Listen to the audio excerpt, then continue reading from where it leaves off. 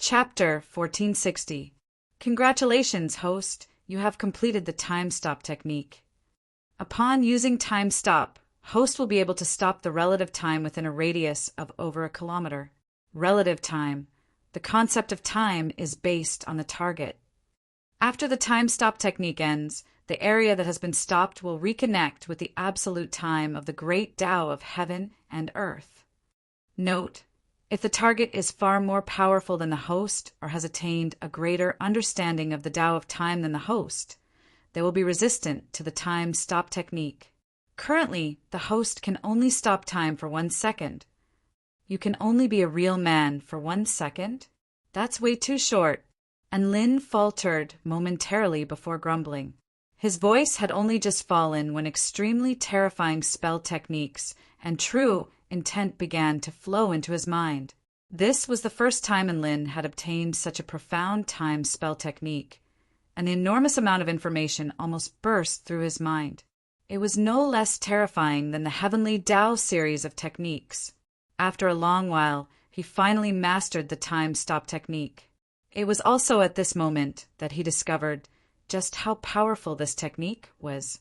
What could he do in 1 second? He could do a lot of things in 1 second.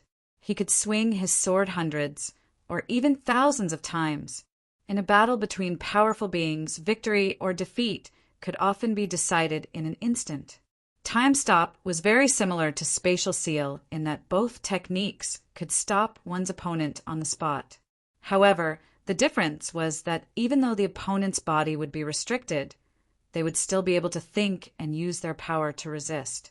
Those with powerful spatial powers could even instantly break through the spatial seal. The terrifying thing about time stop was that it could stop everything aside from the host, including the enemy's thoughts. It was as if that period of time didn't even exist for the enemy, let alone find a way to resist. It was undoubtedly the case that time stop had become Lin's most powerful trump card aside from his heavenly god powers. Another 2 days passed. The 30-day time limit was up. The heavenly time god's residual power of time finally dissipated, and Lin was a little disappointed. If only he had been the one to kill the heavenly time god instead of self-detonating. If he could obtain the power of the heavenly god of time, who knew how bad *s he would become. No, it seemed like he couldn't defeat Chin no matter how bad *s he was. And Lin, bam, bam, bam, ripples erupted from the Golden River. Chen, the Celestial Darch, and the others returned to the shore at the appointed time. I can already use a special method to infuse my power into images and sense the auras of different worlds. If I encounter images that belong to the Tai Chu continent, I feel like I'll be able to identify them immediately. The Celestial Darch said with excitement. Hearing this, everyone was overjoyed. After analyzing the characteristics of countless worlds in the Tai Chu continent, I can roughly deduce that the world of the Tai Chu continent will appear in about 50 days, Chin continued. Through analyzing the characteristics of countless worlds, such as the evolution of energy, the transition of civilizations, the culture, and the patterns of heaven and earth, I can roughly deduce that the world of the Tai Chu continent will appear in about 50 days. This sentence made everyone even more excited. This meant that they had a chance to escape in 50 days. I've also discovered something. The river is flowing faster and faster. If the Tai Chu continent is going to appear in 50 days, then it's very likely that we'll have less than a second to enter the image, and Lin analyzed. The air suddenly fell silent. Chen, the Great Empress, and the others all stared at him in astonishment. Why are you looking at me like that? And Lin felt a little pain in his liver. You're analyzing the river of time now. Meng Ji was in disbelief. You're not burping anymore. The Celestial Darch was perplexed. Are you hungry? Shangguan asked with a concerned and gentle expression. And Lin, what kind of person do you think I am? Do you think I'm the type of person who only cares about eating every day? And Lin's expression darkened with indignation. Everyone fell silent. but they could tell from Lin's expression that he wanted to say, "You're not. You've been burping for an entire month, and now you're suddenly not burping anymore. I'm really not used to it." A faint smile appeared on Shangguan Yi's face, and Lin clasped a hand over his chest.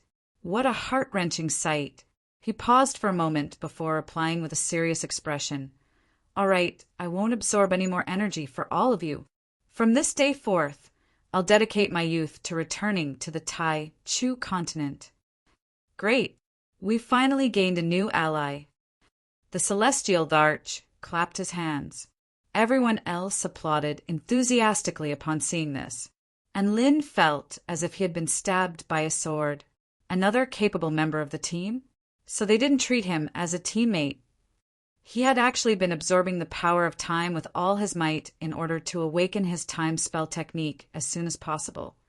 And he wanted to see if his new spell technique would be of any use here. After all, this was a space that was related to the power of time. He was doing this for his teammates, and Lin heaved a forlorn sigh. He wasn't trying to make his teammates understand his intentions. All he wanted was to do his best. Thus, the Celestial Darch, Qin, and Lin, Mengji, the Great Empress, and Shangguan entered the River of Time again to search for patterns and clues. Time continued to pass by. Everyone was getting more and more prepared. Due to the exceptional cultivation environment, everyone's cultivation bases had also progressed significantly. In particular, Shangguan had attained phenomenal success in her Ice Matriarch Soul Aura, thereby allowing her to successfully summon the power of the Ice Matriarch. In other words, she was already a mighty figure at the return to Void Pinnacle stage. With a portion of the power of the Ice Matriarch, she could even hold her own against a Dao Integration stage super mighty figure. From this day forth, all Snow Maidens would automatically submit to Shangguan upon seeing her, including the Great Empress and Mengji. This was actually quite a joyous development for them. Shangguan was able to make a breakthrough here and summon the power of the Ice Matriarch that she had left on the Tai Chu continent. This proved that this alternate space was connected to the Tai Chu continent. They could use this world to escape from this space. If it weren't for the fact that they didn't know when the Tai Chu continent would appear again, they would want to stay here and cultivate for a while longer. This was hundreds of times the rate of cultivation. This was heaven. Soon, the day that Chen's projection of the Tai Chu continent appeared finally arrived. All 6 of them stood above the river and stared intently at the images flashing past their eyes. Everyone was extremely nervous as they only had a split second of opportunity. Soon, everyone was greeted by a peculiar image. Darkness took up almost the entire image, and countless humans in white Taoist robes were howling with anguish within the black mist. They were in extreme pain, and they seemed to have gone insane as they tore open their own bodies bit by bit with their bare hands. These are the uniforms of our Celestial Court enforcement team. The Celestial Thearch's expression became extremely dark upon seeing this, as if he were a volcano that was about to erupt at any moment. At this moment, a white dot landed on a certain spot in the image. This was a spot that Chen had set up for everyone to forcefully open up the passageway between the worlds. Boom, boom, boom, boom, in an instant. The second in command of the heaven-crushing sect, the High Priestess, the Great Empress, the Ice Matriarch, and Enlin unleashed their most powerful attacks at the same time, terrifying spell techniques that could destroy heaven and earth. Even an entire continent would be instantly pulverized by this kind of power. Kacha, a spatial rift began to appear on the image, from which a faint spatial power emanated. Go! Chen suddenly roared. All 6 of them flew into the spatial rift at the same time. Chapter 1461. And Lin and the others fell headfirst into the fissure. An extremely powerful spatial power enshrouded their bodies, and at the same time it was imbued with explosive power that seemed to be repelling them. This power was extremely violent, as if it were trying to tear their bodies to shreds. Everyone immediately unleashed defensive techniques to protect themselves. Thankfully, Even the weakest among them was at the return to void pinnacle stage, so they were able to resist the backlash from this spatial power. Countless amounts of energy flashed behind them. They were actually traveling through the fissure at an extremely fast speed, and they were traveling faster and faster, to the point where even their bodies were beginning to twist and contort. Whoosh! And Lin was struck by a rush of dizziness. In the next instant, the sound of something shattering erupted. He even plummeted to the ground. Bam! Ow! And Lin was clearly lying on the ground, but another person had crashed into him from behind. It was warm, and there were 2 lumps of softness on his back. I'm sorry! Shangguan, he crawled up from Lin's back with an apologetic expression. Bam, bam, bam. There were a few more sounds of things crashing down. Everyone fell to the ground. Both the Great Empress and the Celestial Darch had created craters in the ground. Thankfully, there were no onlookers. Otherwise, it would be extremely embarrassing for them to return to this place. Where is this place? And Lin looked around to discover that this was an inky black secret chamber. The Celestial Darch slowly made his way toward a circular spell formation before picking up a few blood-stained and tattered pieces of clothing from the ground with a thunderous expression.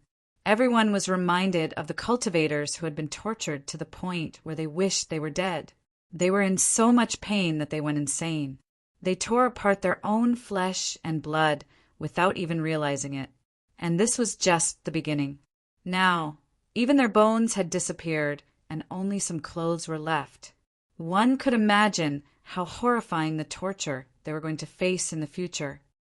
These are all uniforms of the Celestial Court Enforcement Team, the Celestial Darch said in a low voice, and Lin's expression also darkened upon hearing this.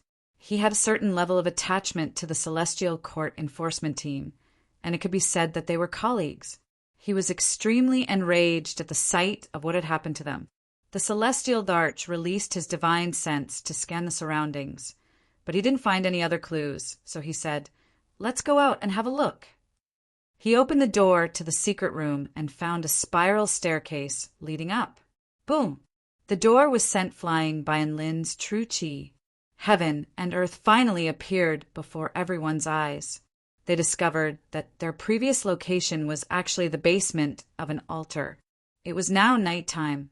The stars shone brightly, and the 2 moons hung high in the sky. In the middle of a circular altar, there was a strange beast skull. The skull was like that of a dragon or a phoenix. Its face was ferocious and ruthless, and there was a row of densely packed, bloody teeth in its mouth. It was still emitting an extremely dense aura of death. Green flames flickered around the skull, making it look rather strange. This is the skull of a mighty figure at the return to void pinnacle stage of the sinister spirit beast cesspool. Could it be that we're in the sinister spirit beast cesspool right now? The Great Empress' eyes narrowed slightly. No, the position of the star is wrong.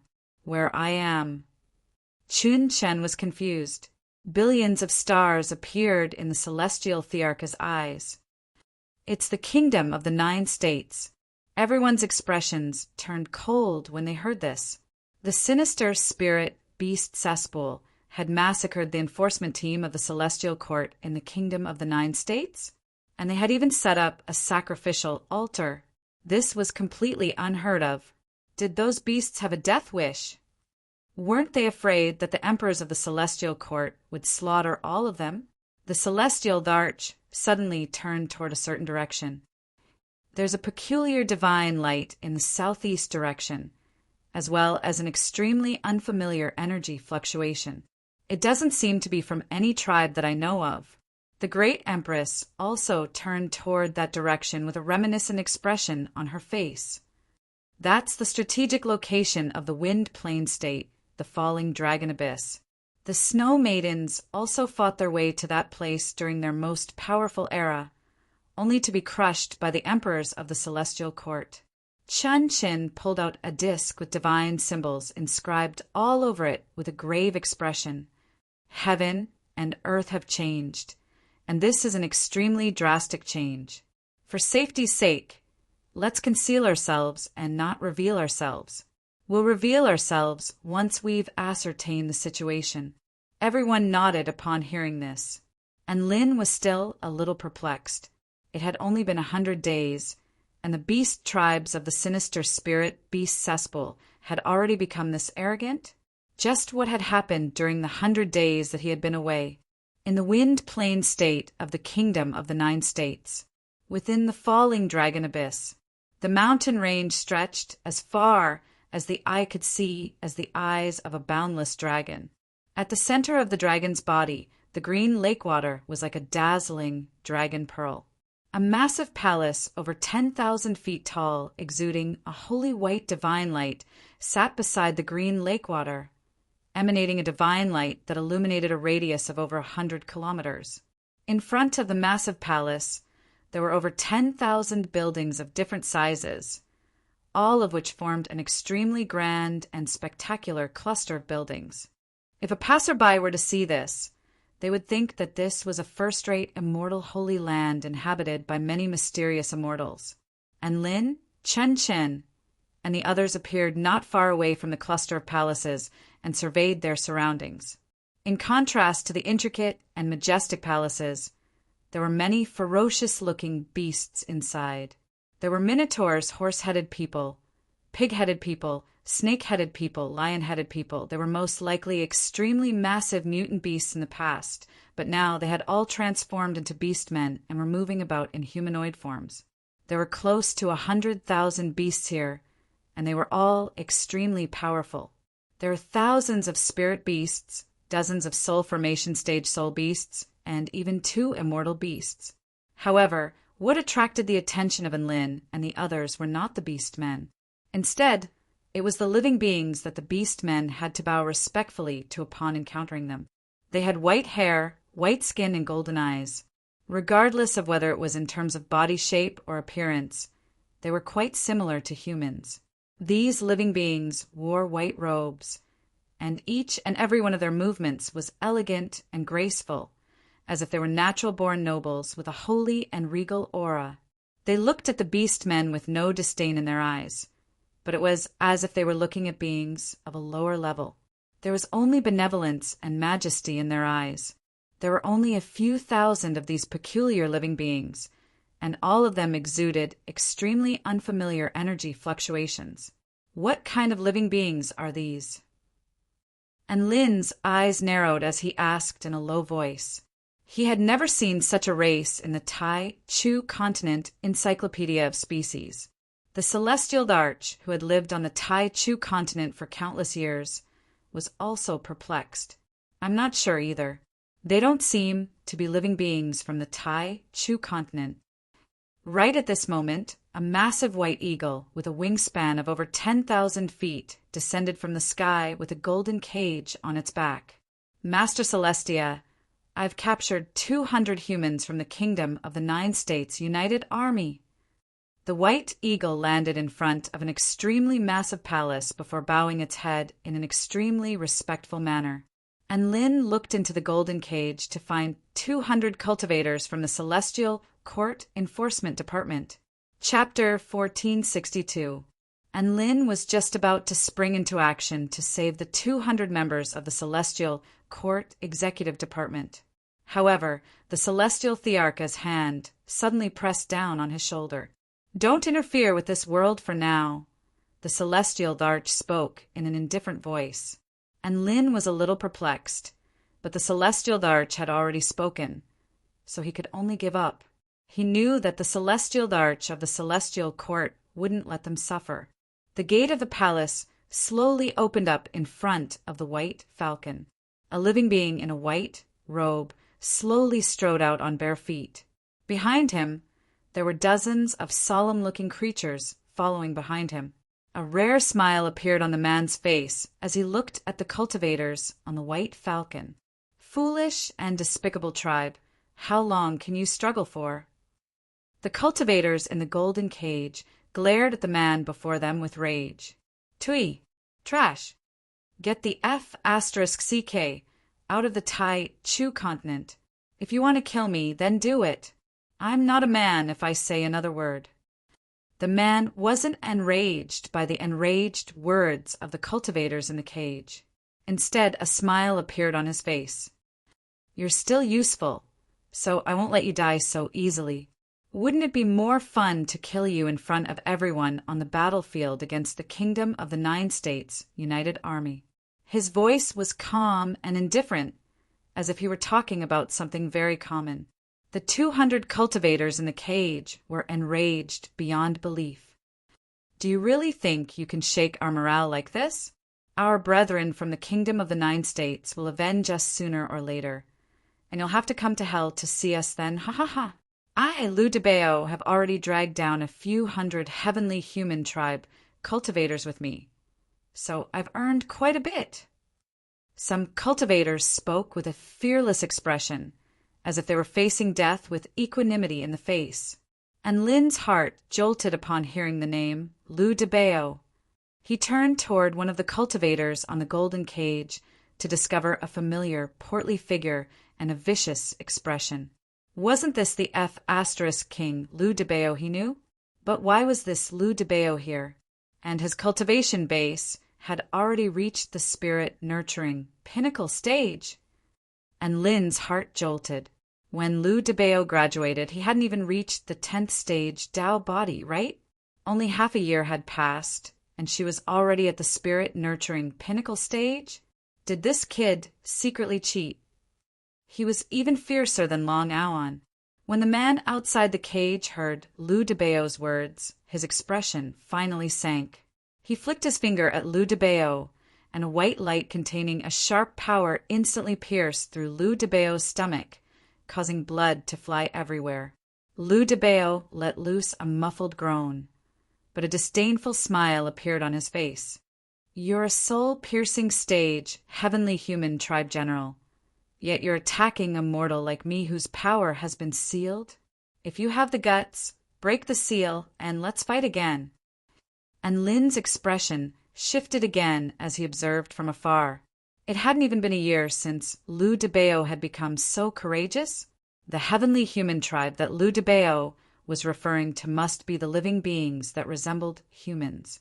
As for the soul-piercing stage that Lou DeBeo was referring to, it was a little similar to the soul formation stage. However, and Lin could sense that this heavenly human tribe cultivator's aura was comparable to that of a return to void stage mighty figure. He's just trash. I don't think there's a need to give trash a chance to fight. The man spoke in a cold voice before making his way toward the palace. At the same time, he issued a command: cripple their cultivation bases and throw them into the ghostly insect cave. Plant the insects on their bodies first. Yes, General Shi-Fa. A dozen or so heavenly human tribe, powerful beings with snowy white skin and silver spears in their hands, knelt on the ground. They then began to make their way toward the cultivators in the cages as white formations lit up in their hands. Many of the beast-men powerful beings had already emerged from the other buildings, and they looked on with cold smiles at the cultivators who were about to have their cultivation bases crippled. Some of them even whistled. It had already become a standard procedure for these cultivators to have their cultivation bases crippled before being planted with poisonous insects. As such, they could be placed at the forefront of the battle against the Human Tribe United Army, where they could detonate the poisonous insects to devour their bodies. This would serve as a very effective deterrent. Over 1,000 heavenly human tribe powerful beings emerged from the palace and looked on with indifferent expressions, as if they were gods who had come to punish the sinners of this world. And Lin was just about to step in to save them, but it would be too late if he didn't step in now.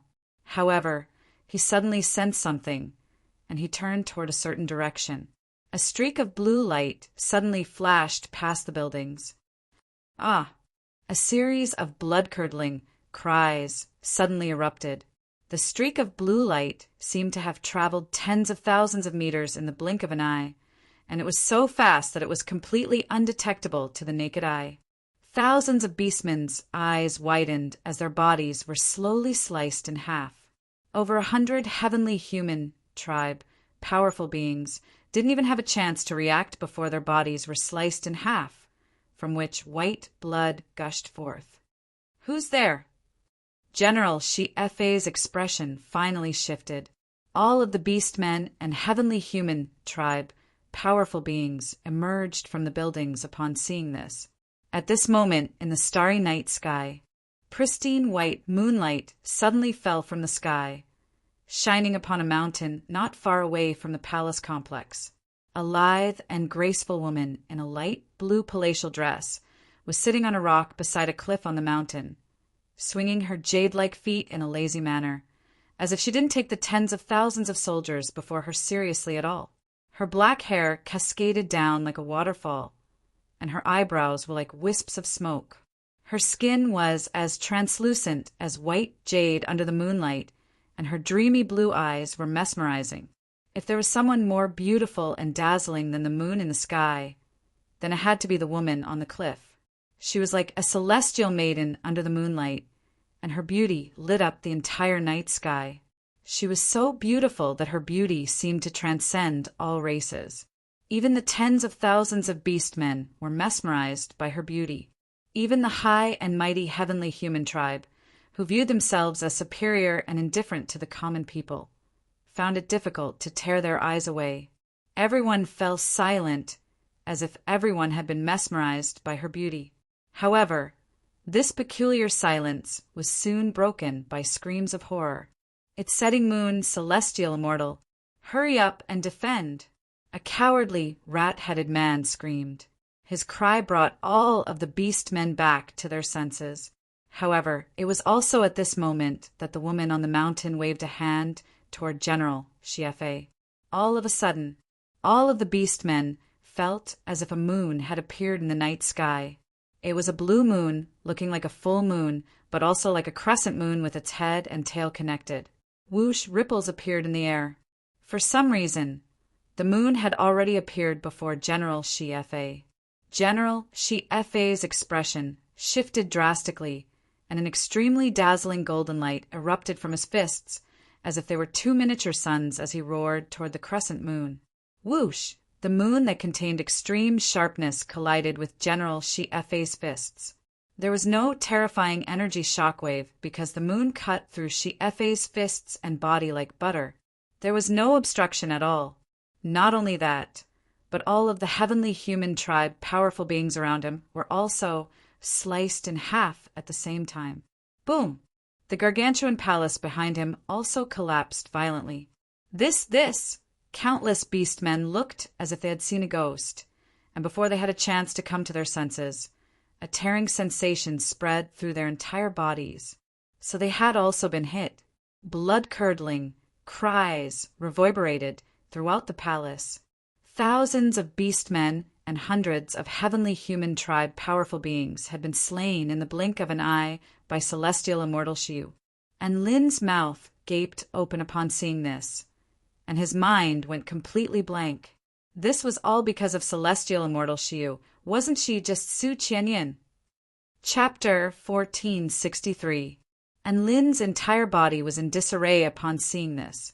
He really wanted to jump out, grab Su Qianyin, and interrogate her for an explanation. Who the hell was setting moon celestial immortal? How was she already at the return to void stage? And what kind of cheat was she using? She had only taken 100 days to progress from the soul formation initial stage to the return to void stage. How many God of War systems would it take for her to do that? Even though his heart was in turmoil, he knew that this was not the time to appear, so he repressed the urge to do so. At this moment, the blue moon had decapitated the enemy general as well as the cage that was imprisoning Liu Debao and the others. Only then did it return to the summit of the mountain before transforming into a halo of moonlight that danced around the woman. Setting moon celestial immortal's ethereal figure was able to decapitate thousands of beasts, over 100 heavenly humans, and a general with just a flick of her fingers. All of the remaining powerful beings were stunned into silence. She also stood up at this moment, and her gentle voice was tinged with a hint of coldness. The falling dragon abyss base of the heavenly human tribe united army will cease to exist after tonight. Even in the face of so many ferocious beasts and thousands of mysterious heavenly humans, there was no hint of fear on the woman's face. It was as if she were a high and mighty goddess who could decide the life and death of others with a single word. Boom, boom, boom. A series of astonishing pillars of white light rose into the sky from within the palaces. Terrifying power swept forth like a tsunami. There were even 12 auras that were even more powerful than General Shiefei's. You dare to invade our falling dragon abyss base? You're seeking death. This human sure is pretty.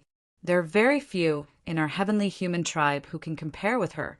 Why don't we capture her alive and enjoy her before the entire human race is destroyed? That's a good idea.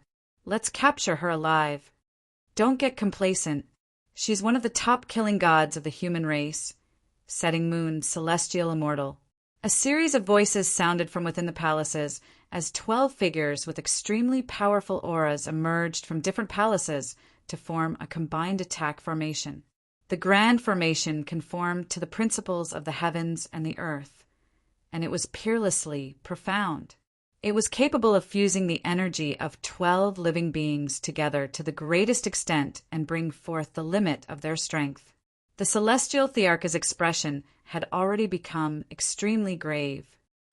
I can sense that there are 12 heavenly, human, tribe mighty figures at the pinnacle of the soul-piercing stage, and each of them is comparable to a return to void initial stage powerful being.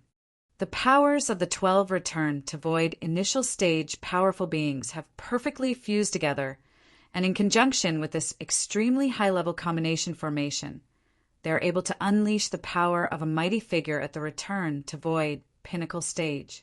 Setting moon, celestial immortal, is going to be a little troublesome. At this moment, something strange happened. Another crack appeared in the void of space. A handsome man in snow-white robes appeared in the sky. Behind them stood 100 cultivators dressed in golden robes. Each of them was a cultivator at the peak of the soul formation stage. Raise the cannons. His storage ring flashed, and 100 inky black cannons with peculiar metallic materials suddenly appeared in the clouds. A strange dark formation began to appear and revolved around the barrel of the cannon. Light quickly converged on the inky black cannon muzzles, and the light became more and more terrifying. Tens of thousands of beasts looked up at the 100 miniature suns that had suddenly appeared in the sky, and an extremely ominous feeling welled up in their hearts. As for Lou DeBeo and the others, they had already fled for their lives. At this moment, one of the beasts finally screamed, "It's him! He's the 4-9 immortal sex, true nuclear celestial immortal. Everyone run." The title of true nuclear celestial immortal seemed to be even more terrifying than the title of setting moon celestial immortal. All of the beasts fled into the distance in a panicked frenzy upon hearing this. The first man, who was as handsome as an immortal, raised his arm and shouted, "All disciples of the Linga, listen up! Fire the cannons!" Boom! Boom! Boom! Boom! The boom of the cannons erupted into the heavens. The earth instantly tremored as destructive energy exploded on the ground. Scorching flames lit up the night sky even brighter than day. Terrifying cannon fire enshrouded almost the entire falling dragon abyss. Countless beasts and heavenly human tribe, powerful beings, didn't even get a chance to cry out before they were reduced to cannon fodder. Even some of the exquisitely crafted palaces were reduced to dust. Aside from the main palace that was over 10,000 feet tall, which was protected by spell formations, nothing else could escape the cannon fire. Even the rippling green lake was instantly vaporized by the cannon fire. This was why all of the beast tribe powerful beings were so fearful. True nuclear celestial immortal was leading the charge, and he was going to destroy everything in his path. He wasn't even going to give the small monsters a chance to enjoy the show. In fact, from a certain point of view, his arrival was a map cannon. He wanted to clear out all the small monsters. That's the Purple Star Civilization's macro atomic true essence cannon. A hint of shock appeared on Chen Chen's face. That technology should have been lost. Why is it in his hands? After a barrage of cannon fire, only 90% of the beast tribe powerful beings and heavenly human tribe powerful beings remained. However, the ones that remained were all extremely powerful living beings. Kill him. F***CK. Just to return to void stage, celestial immortals. Several dozen extremely disheveled, powerful beings rose into the sky. Among them were 12 heavenly human tribe powerful beings at the pinnacle of the soul-piercing stage, as well as 2 immortal beasts from the beast tribe. True nuclear celestial immortals stepped forward. We've cleared out the trash. Now it's time for the useless trash. All of the powerful beings were enraged upon hearing this. They were about to be ganged up on, but the ones being ganged up on were looking down on them. Burn, useless trash. True nuclear celestial immortal stepped forward, and the projection of a yin-yang diagram suddenly appeared beneath his feet, encompassing an area with a radius of over 50 kilometers. Everything has a core. When the power within the core is completely unleashed, the power unleashed will be unimaginable. A hint of fanaticism appeared in the man's eyes as he looked at the oncoming mighty figures before stomping his foot down onto the formation. The particles in the air around the mighty figures were guided by a peculiar power, upon which extremely terrifying light suddenly erupted. Everything had happened far too abruptly. They didn't even have a chance to react. The particles in the air began to explode, unleashing all of the energy within them. Boom! An earth-shattering explosion. The white ball of light was like a destructive sun, annihilating all things. A ring-shaped shockwave proliferated forth, tearing apart the earth within a radius of over 100 kilometers and sending dust and debris flying into the air. The dragon-shaped mountain range that stretched for over 1,000 kilometers was snapped in half. The blood-curdling cries of countless powerful beings reverberated through the air. The thousands of living beings on the ground below all lay prone on the ground with expressions of despair as they unleashed protective spell techniques in a frenzy, hoping to be able to survive the shock waves of the explosion. Chun Chen's expression shifted again. To be able to unleash the power of the microscopic world to such an extent, this immortal is not to be underestimated. And Lin's expression darkened upon seeing this.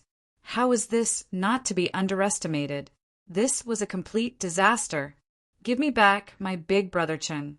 That's right, the true nuclear celestial immortal in the air was none other than Xian Yuan Cheng. And Lin really couldn't understand why Big Brother Cheng would choose such a moniker. Could it be that he was completely focused on the path of explosion? Was he worthy of being the son of the sect leader of the 10,000 Spirits Immortal sect? Was he worthy of his ancestors? 10,000 mythological beasts stampeded over his heart.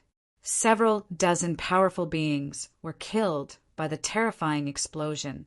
Even 5 heavenly human tribe mighty figures at the pinnacle of the soul-piercing pinnacle stage had been blasted into nothingness. There were only 9 surviving experts. 7 heavenly human tribe generals at the pinnacle of the soul-piercing pinnacle stage, and 2 returned to void stage immortal beasts pounced toward Xian Yuancheng in a frenzy, even though they had been severely wounded. After unleashing such a powerful technique, his opponent was at his weakest, which was also the best time to attack. They were going to take his life in this short window of time. A crisp, bell-like voice suddenly sounded. Ripples surged through the air. A silvery white saber projection slashed through the air in a dazzling arc under the moonlight. A slender figure had already appeared behind one of the heavenly human tribe generals. His head fell to the ground, and white blood splattered through the air. Beauty and desolation, at this moment, naturally and harmoniously fused into one.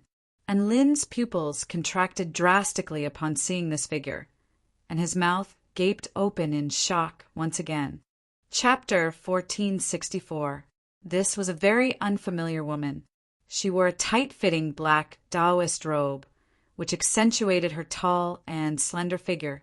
She had a pair of flawless features, and a pair of bright eyes glinted with a hint of sharpness. This woman's looks and disposition were both top-notch. She was like a dancing black swan under the moonlight, and she held a silvery white dagger in her hand as she flashed toward another general at the soul-piercing pinnacle stage in the blink of an eye. Everything had happened far too abruptly. However, the generals of the heavenly human tribe weren't to be trifled with. As soon as the situation changed, the combined attack formation began to operate, and the power of the remaining 6 generals fused into one. Die. The general that had been targeted by the woman roared as he materialized a light shield to defend himself against her attack. At the same time, a devastating light sword materialized in his other hand, which he slashed down upon the woman. In his current state, he could unleash power comparable to that of a return to void final stage mighty figure for a short time. However, the woman before him was only at the pinnacle of the return to void initial stage. The woman in black was not fearful in the slightest.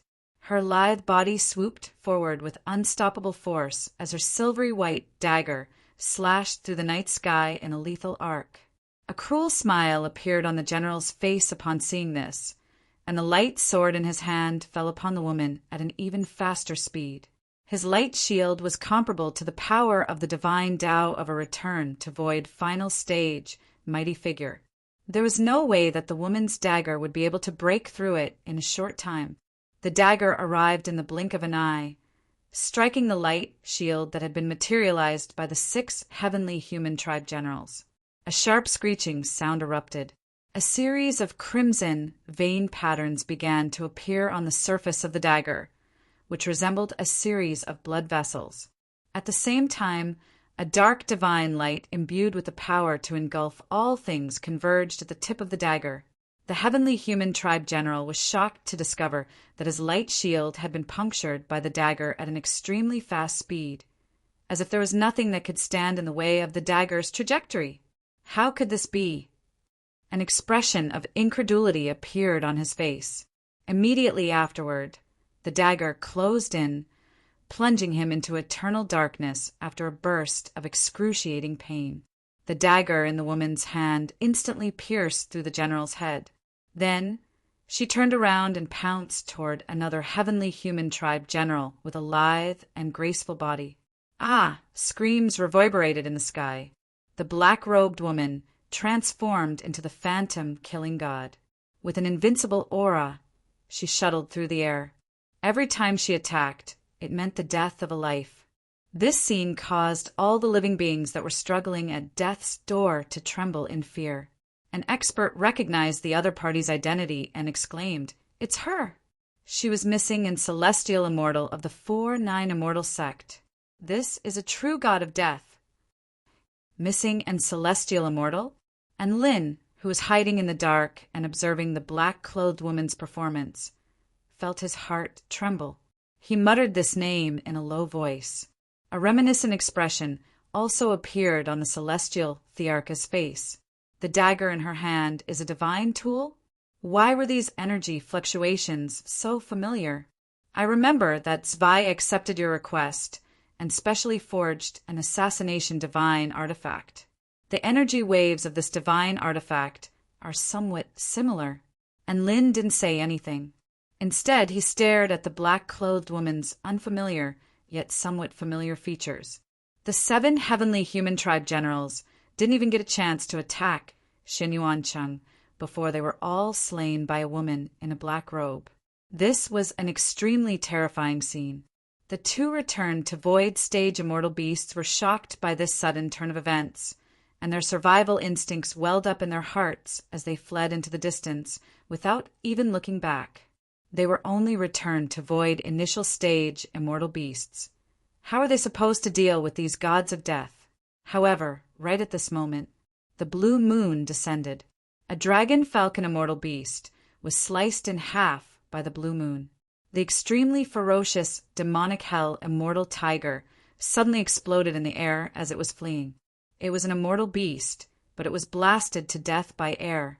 The true nuclear celestial immortal harumphed coldly. I'm the true nuclear celestial immortal who can detonate anything. Your fate was sealed the moment you chose to run away. And Lin, the true nuclear celestial immortal who could detonate anything? Are you serious, Big Brother Ching? Heaven and earth seemed to have fallen silent again. All of the powerful beings on the ground below didn't even dare to breathe too loudly. The setting moon celestial immortal, true nuclear celestial immortal, and missing and celestial immortal had truly turned the falling dragon abyss upside down. Of the 100,000 beasts, only a few hundred remained. Of the thousands of heavenly human tribe powerful beings, only a few dozen remained. How terrifying was this? Right at this moment, a massive spell formation suddenly appeared on the rubble of the falling dragon abyss. It quickly absorbed the energy of death on the battlefield. The corpses of the beast tribe powerful beings and the blood of the heavenly human tribe powerful beings were all fused into the spell formation. What is the heavenly palace trying to do? Some of the beast tribe powerful beings turned with shock and horror on their faces toward the only unscathed palace on the battlefield. Sacrifice. He's sacrificing our lives. One of the beasts screamed. At this moment, some of the wounded heavenly human tribe powerful beings bowed respectfully toward the pristine white palace. My lord is wise. Boom! The spell formation instantly sealed off the space within a radius of over 50 kilometers, creating an indestructible cage. The gate opened, and a silver-haired, golden-eyed man strode out.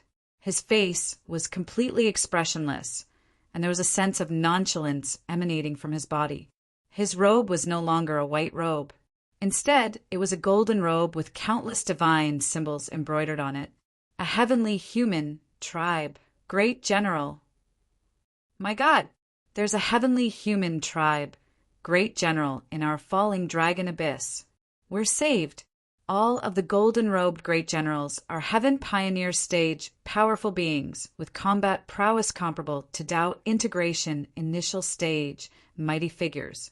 No matter how powerful a return to void stage celestial immortal is, he's still only at the return to void stage. Furthermore, the three of them haven't even attained the power of the divine Tao yet. Some of the beast tribe powerful beings were already elated. The appearance of the great general was a pleasant surprise to them. Even though they were allies, none of them had discovered that there was a great general here. The heavenly human tribe, great general, looked up at the three people in the distance. Setting moon celestial immortal, true nuclear celestial immortal, missing and celestial immortal. Are you all here? I had you kill so many of my subordinates just to lure you out. You're all core members of the 4-9 Immortal Sect. If I capture all of you and set up a trap for the 4-9 Immortal Sect, do you think I'll be able to destroy the 4-9 Immortal Sect in one fell swoop? All of the living beings present stirred upon hearing this. So this heavenly human tribe great general was waiting for an opportunity to capture the core members of the 4-9 Immortal Sect alive. On the ground below, the white formation had absorbed the blood of close to 100,000 living beings, and a terrifying might began to emanate from it before materializing into a massive white dragon over 10,000 feet in length. Roar! Just the white dragon's roar was enough to shatter the space within a radius of 5 kilometers. Its aura had even transcended beyond the return to void pinnacle stage and was close to the Tao integration stage. The great general stepped forward and instantly teleported to the head of the white dragon before charging toward true nuclear celestial immortal and the others. Chapter 1465. A white dragon constructed from a formation that possessed Tao integration stage power and a heavenly human tribe great general whose power rivaled that of a Tao integration initial stage heavenly human tribe great general. The combination of the two of them naturally posed an extremely powerful threat to return to void stage cultivators. True nuclear celestial immortal, setting moon celestial immortal, and missing and celestial immortal also wore grave expressions. They could still put up a fight against opponents at the return to void pinnacle stage. However, he was now facing a Tao integration stage, super mighty figure. The disparity between their cultivation bases was simply too vast. I am Great General Tian Lien. Remember my name. This will be your final battle. The Great General flew toward True Nuclear Celestial Immortal atop his white dragon with a calm expression. Boom, boom, boom, boom. The 100 cannons in the night sky rumbled incessantly, and their targets were none other than Great General Tianlien and the white dragon beneath his feet. The white dragon opened its huge mouth and spat out a strange white cloud.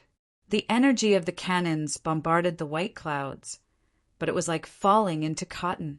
The energy was greatly reduced, and in the end, it was completely swallowed by the white clouds. True Nuclear Celestial Immortal's expression became grave upon seeing this, and a massive yin-yang formation appeared beneath his feet before quickly activating. The air kept vibrating, and the particles released an extremely dazzling light. Rumble! An earth-shattering explosion rang out. The terrifying energy engulfed White Dragon and Sky Lotus. This kind of explosion was powerful enough to completely obliterate a return to Void Stage mighty figure. Amidst the surging clouds and mist, the giant white dragon let loose a roar as its massive body tore through the cannon blasts, and aside from some charred scales, it was completely unscathed as it pounced toward True Nuclear Celestial Immortal at an even faster speed. At this moment, Setting Moon Celestial Immortal raised a hand from afar, and a blue crescent arc instantly appeared in front of Great General Tianlien, slashing toward his neck with absolute, slicing power. Great General Tianlien remained expressionless as white light erupted from his hand, and he slapped it toward the oncoming crescent moon at an even faster speed. It was also at this moment that heaven and earth seemed to give him a boost of power in his hands. The celestial Thearcha's expression shifted again. What's going on? Why is it able to borrow power from the heavens? This power clearly carries a trace of law. Could it be that the Heaven Pioneer stage beings of the heavenly human tribe are all capable of communicating with the heavenly Tao? Qin Chen's expression also became a little grim.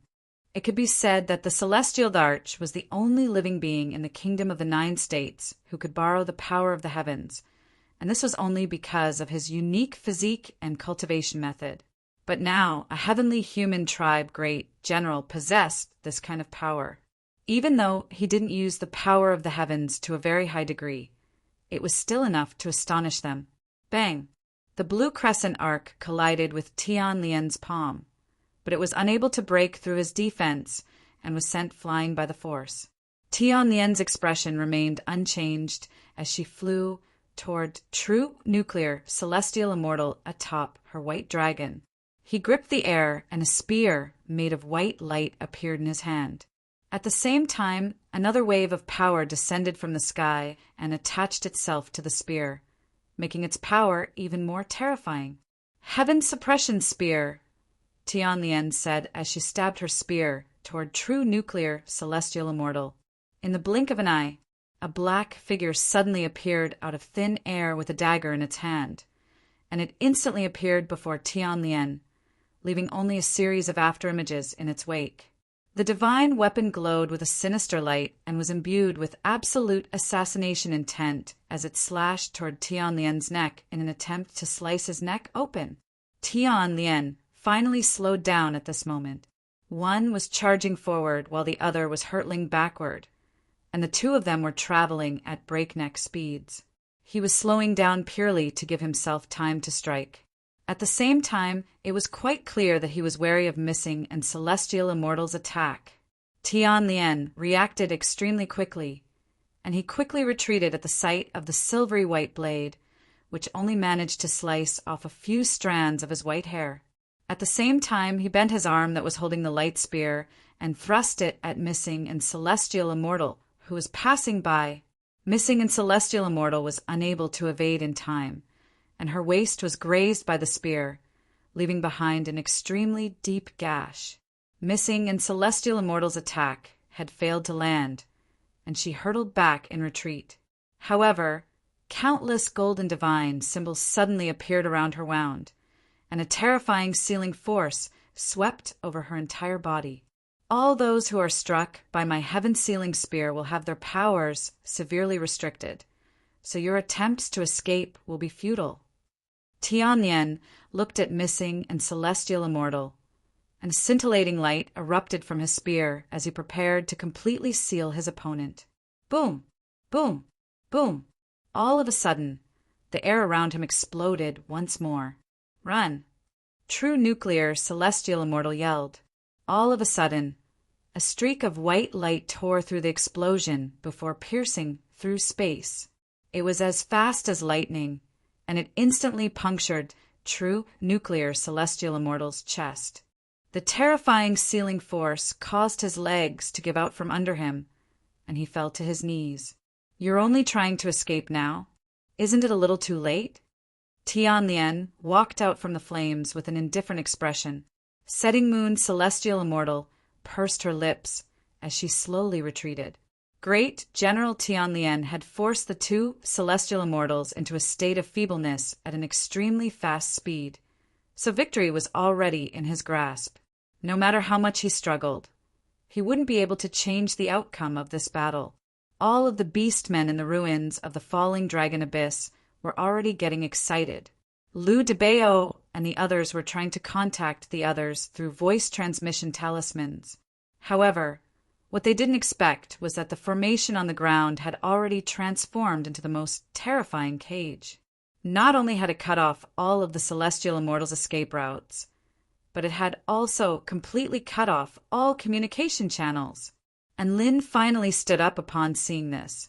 It's time for me to show up. He had only just stood up when Chun Chen pressed him down again. And Lin, sit down. It's not your turn yet. And Lin. The Celestial Darch spoke in a low voice. Something is approaching. It's a very powerful aura. And Lin's heart jolted again. Just who was this being that the Celestial Darch was referring to as very powerful? A crisp cry erupted, as if it were the voice of the heavens. Under the starry night sky, it was as if a red sun had risen from the south. Light illuminated the entire realm, and Lin looked toward the south, and his mouth gaped open in shock. A red ocean was surging toward him from the horizon. No, that wasn't an ocean. That was a flame of extreme yang. It was at least of the divine flame level. Just by appearing, it had brought with it an entire ocean of divine flames. Normal Tao integration stage, super mighty figures wouldn't be able to do something like this, unless another crisp cry erupted from within the sea of flames. A gargantuan body leaped out from within the sea of flames. It was regal and gorgeous, with a pair of shimmering golden eyes, 5 colored feet, and a pair of wings that resembled flaming flower petals, all of which glowed with a dazzling divine light, as if it were the most perfect living being between heaven and earth. The sea of divine flames in the sky was like a red carpet for it to walk on. The red light that resembled the sun was its announcement of its arrival in this world. And Lin had never seen such a dazzling living being. All of the beastmen and the members of the Celestial Court Executive Department were dumbstruck. What appeared in front of everyone was a fire phoenix. Chapter 1466. Phoenixes were one of the most regal tribes in the world. They were the favored children of the heavens. They were regal and elegant, and they were extremely powerful. They very rarely appeared in the world, and they were like gods that looked down upon all living beings from the heavens. Their beauty was enough to mesmerize all living beings. Regardless of whether they were humans, beasts, true demon tribe, stone tribe, or any other tribe, all of them would be captivated by their beauty. Even the heavenly human tribe great general was entranced by the sight of the phoenix. It really is the favored child of heaven and earth. Even the heavenly human tribe can't compare to its beauty. Tianlien murmured to himself. No. His body suddenly shuddered. Why am I sighing now? The phoenix is here. I should be running. Tianlien finally came to his senses. However, The phoenix spread its wings and reached the falling dragon abyss in the blink of an eye before crashing into his spell formation with devastating divine might. Boom! An earth-shattering collision ensued. Tian Lien had sacrificed close to 100,000 beasts and heavenly human tribe cultivators to set up a spell formation, but it was completely pulverized by the phoenix. The phoenix spread its wings, and a sea of divine flames enshrouded the entire falling dragon abyss. The trapping spell formation was activated again. However, the roles were reversed this time. Great General Tian Lien of the heavenly human tribe was the one being trapped. All of the beasts on the ground below almost knelt to the ground. Red divine flames spread through the heavens. What terrifying power! In the entire Tai Chu continent, the only phoenix with such a pure and powerful flame power is most likely the one from the 4-9 Immortal sect, right? That's right. It's that little Huang phoenix. Do you want to F* King Dai? How dare you refer to the phoenix by its name? I'm going to die anyway, so what's wrong with me calling out its name? Some of the beasts retorted. If the phoenix is here, then doesn't that mean that person is also here? All of the beasts' faces had turned deathly pale as they spoke. On the phoenix's back, a jade dress was particularly eye-catching amid the sea of divine flames. Her skin was as smooth as white jade, and her eyes shone with divine light. Holy flames revolved around her slender body, revealing her bare hands and a golden bracelet around her wrist. She looked around casually, and she appeared in this world. That woman, at first glance, did not seem to belong to the mortal world. She was like a goddess who had fallen from the 9 heavens.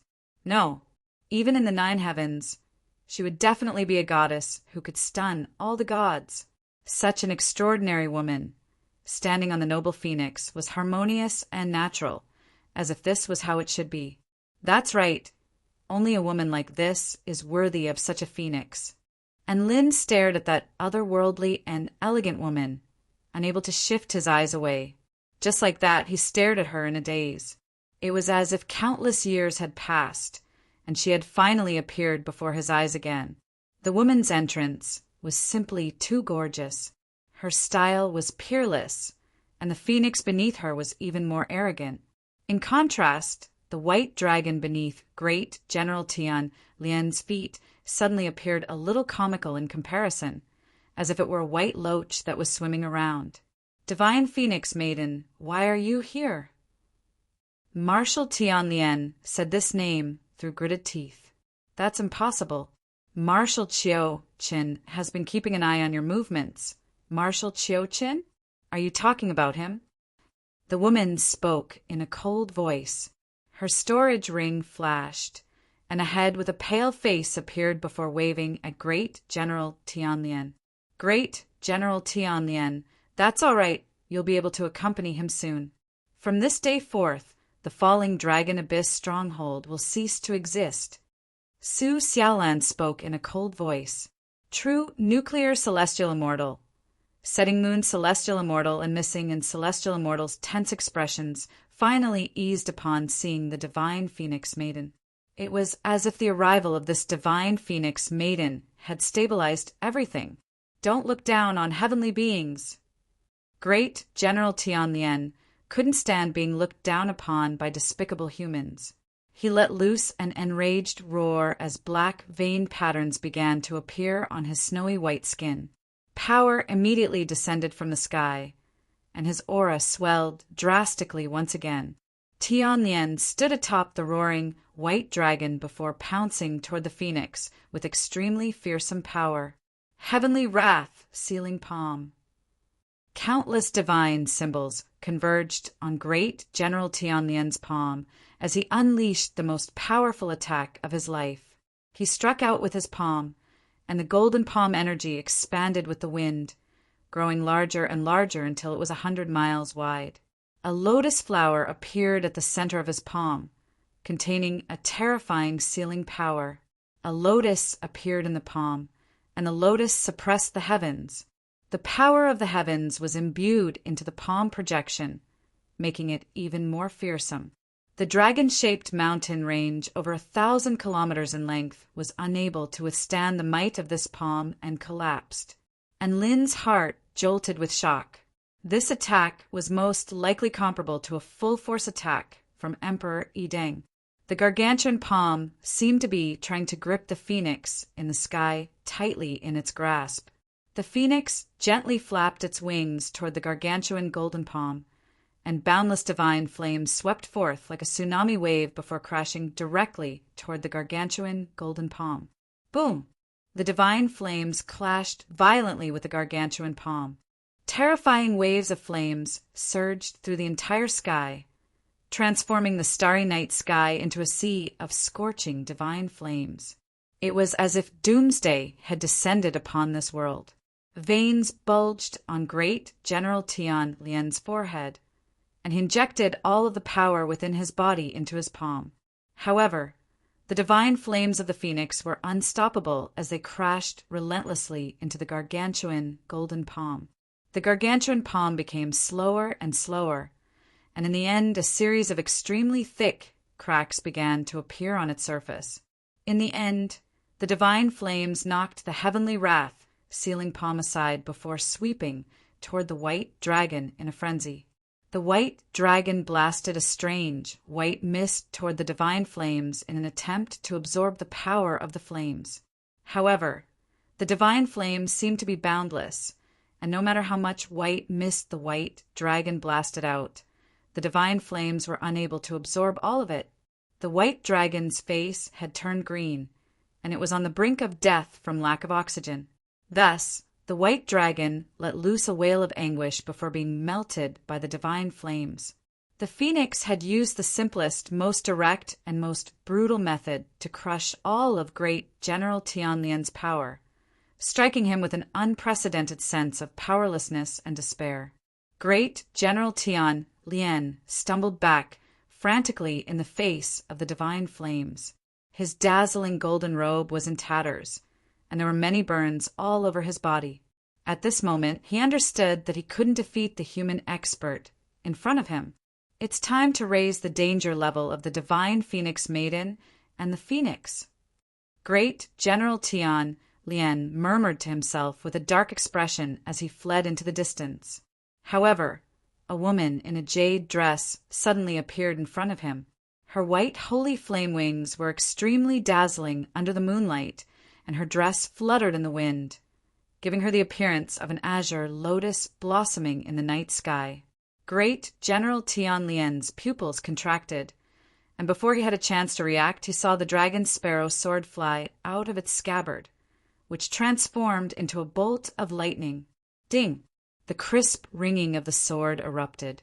In the next instant, the woman in a jade dress had already appeared behind him before slowly sheathing her sword. Air! Great General Tian Lien's mouth gaped open as a gash appeared on his head. His body was torn apart and blood gushed forth. This was the final scene of his life. A heaven pioneer stage, heavenly human tribe, great general, had been insta-killed by the divine phoenix maiden. The divine phoenix maiden had shocked the heavens, and the heavenly ice dragon had fallen from the heavens. Chapter 14, 67. The heavenly human tribe, great general, had been slain by the divine phoenix maiden, and all of the beast tribe powerful beings and heavenly human tribe powerful beings on the ground below felt as if they had lost all of their energy. How could this be? How could a heaven pioneer stage, heavenly human tribe powerful being be slain so easily? The lion man's body trembled uncontrollably with incredulity on his face. Great General Tian Lien was chosen by the heavens. How could he have been slain by a single sword strike? Why are you still standing here? Run! A trembling rat man couldn't help but turn back into a rat man and flee into the distance. A wry smile appeared on the snake man's face at the sight of the divine phoenix flames engulfing the entire falling dragon abyss. Run? Where can we run to? F***CK. Let's fight it out with her. Even if we die, we're going to take a chunk of her flesh. A lightning tiger roared before pouncing toward the divine Phoenix Maiden. All of the other beast tribe, powerful beings, knew that there was no hope of escape, so they also chose to fight to the death. The heavenly human tribe, powerful beings, summoned pillars of white energy to hurtle directly toward the phoenix in the sky. Trash! The divine Phoenix Maiden stood atop the phoenix and waved a hand through the air. Rain of the phoenix, cleanse everything. The phoenix in the sky shook its body, as if it were shaking off the water droplets on its body, upon which boundless divine flames rained down like arrows. The arrows pierced through the bodies of the beast tribe powerful beings, tore through the pillars of energy, and melted the bodies of the heavenly human tribe powerful beings. After a short period of blood-curdling cries, there were no longer any living enemies in the falling dragon abyss. All of this had happened because of a single tremble from the phoenix. Holy F asterisk CK. That phoenix is way too badass. And Lin was extremely envious as he looked on from his hiding spot. This was the dream steed that a cultivator should have. Just what had Xiaolan experienced during the time he was gone. That's right, the cultivator who was riding a phoenix as her steed was none other than Su Xiaolan, whom he hadn't seen for 100 days. Of course, he didn't dare to say that they had only been apart for 100 days. If it was just one person who had undergone a massive transformation, then it could still be explained as a freak. However, and Lin refused to believe that anyone could have undergone such drastic transformations in just 100 days.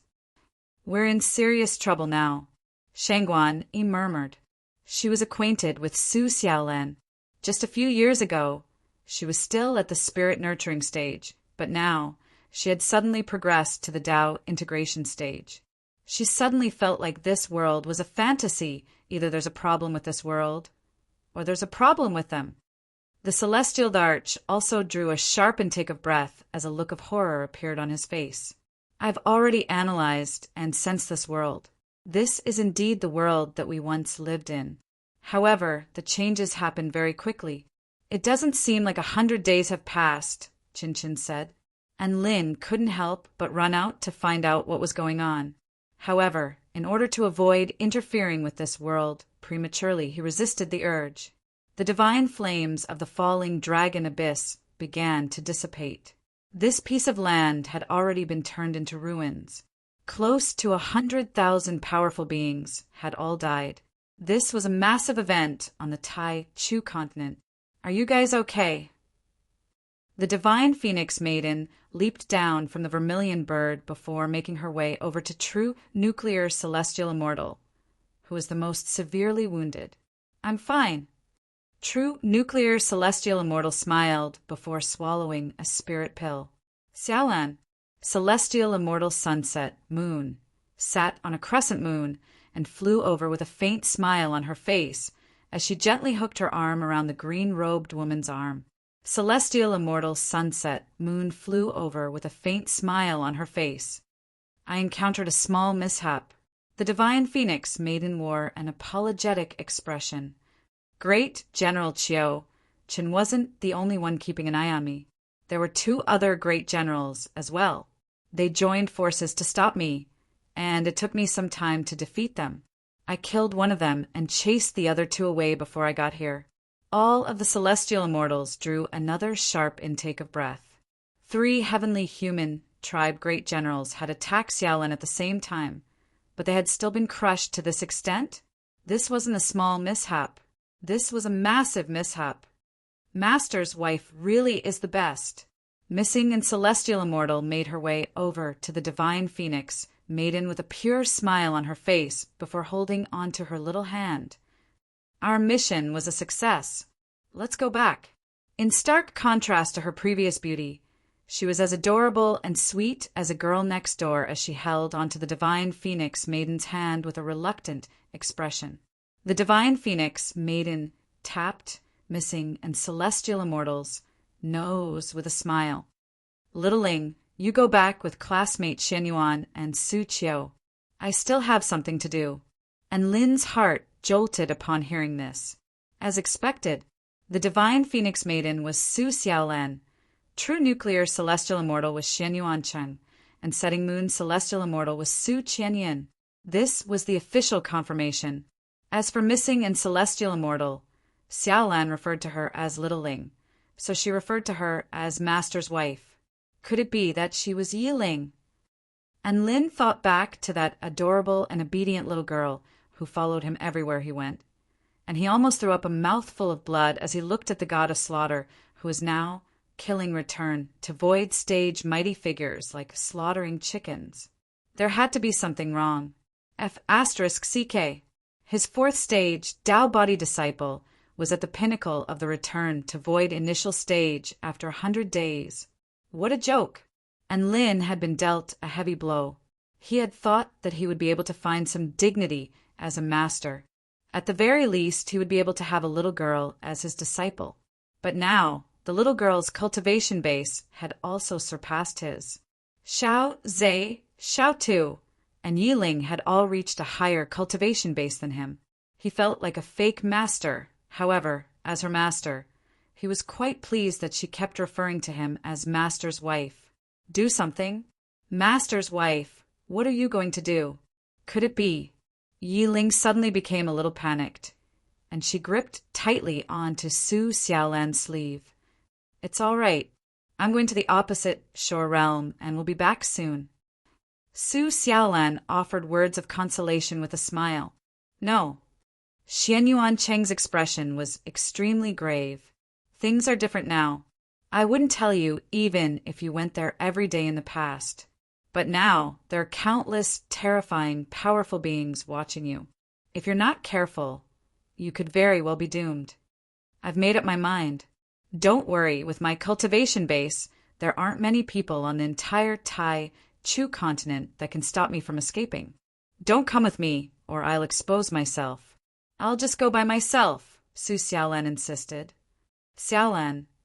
Su Qianyin turned to Su Xiaolan with a concerned expression. Sigh. Why do you have to do this? Xianyuan Cheng shook his head and didn't say anything else. It's very necessary. Su Xiaolan looked toward the northwest with a gentle smile on her face.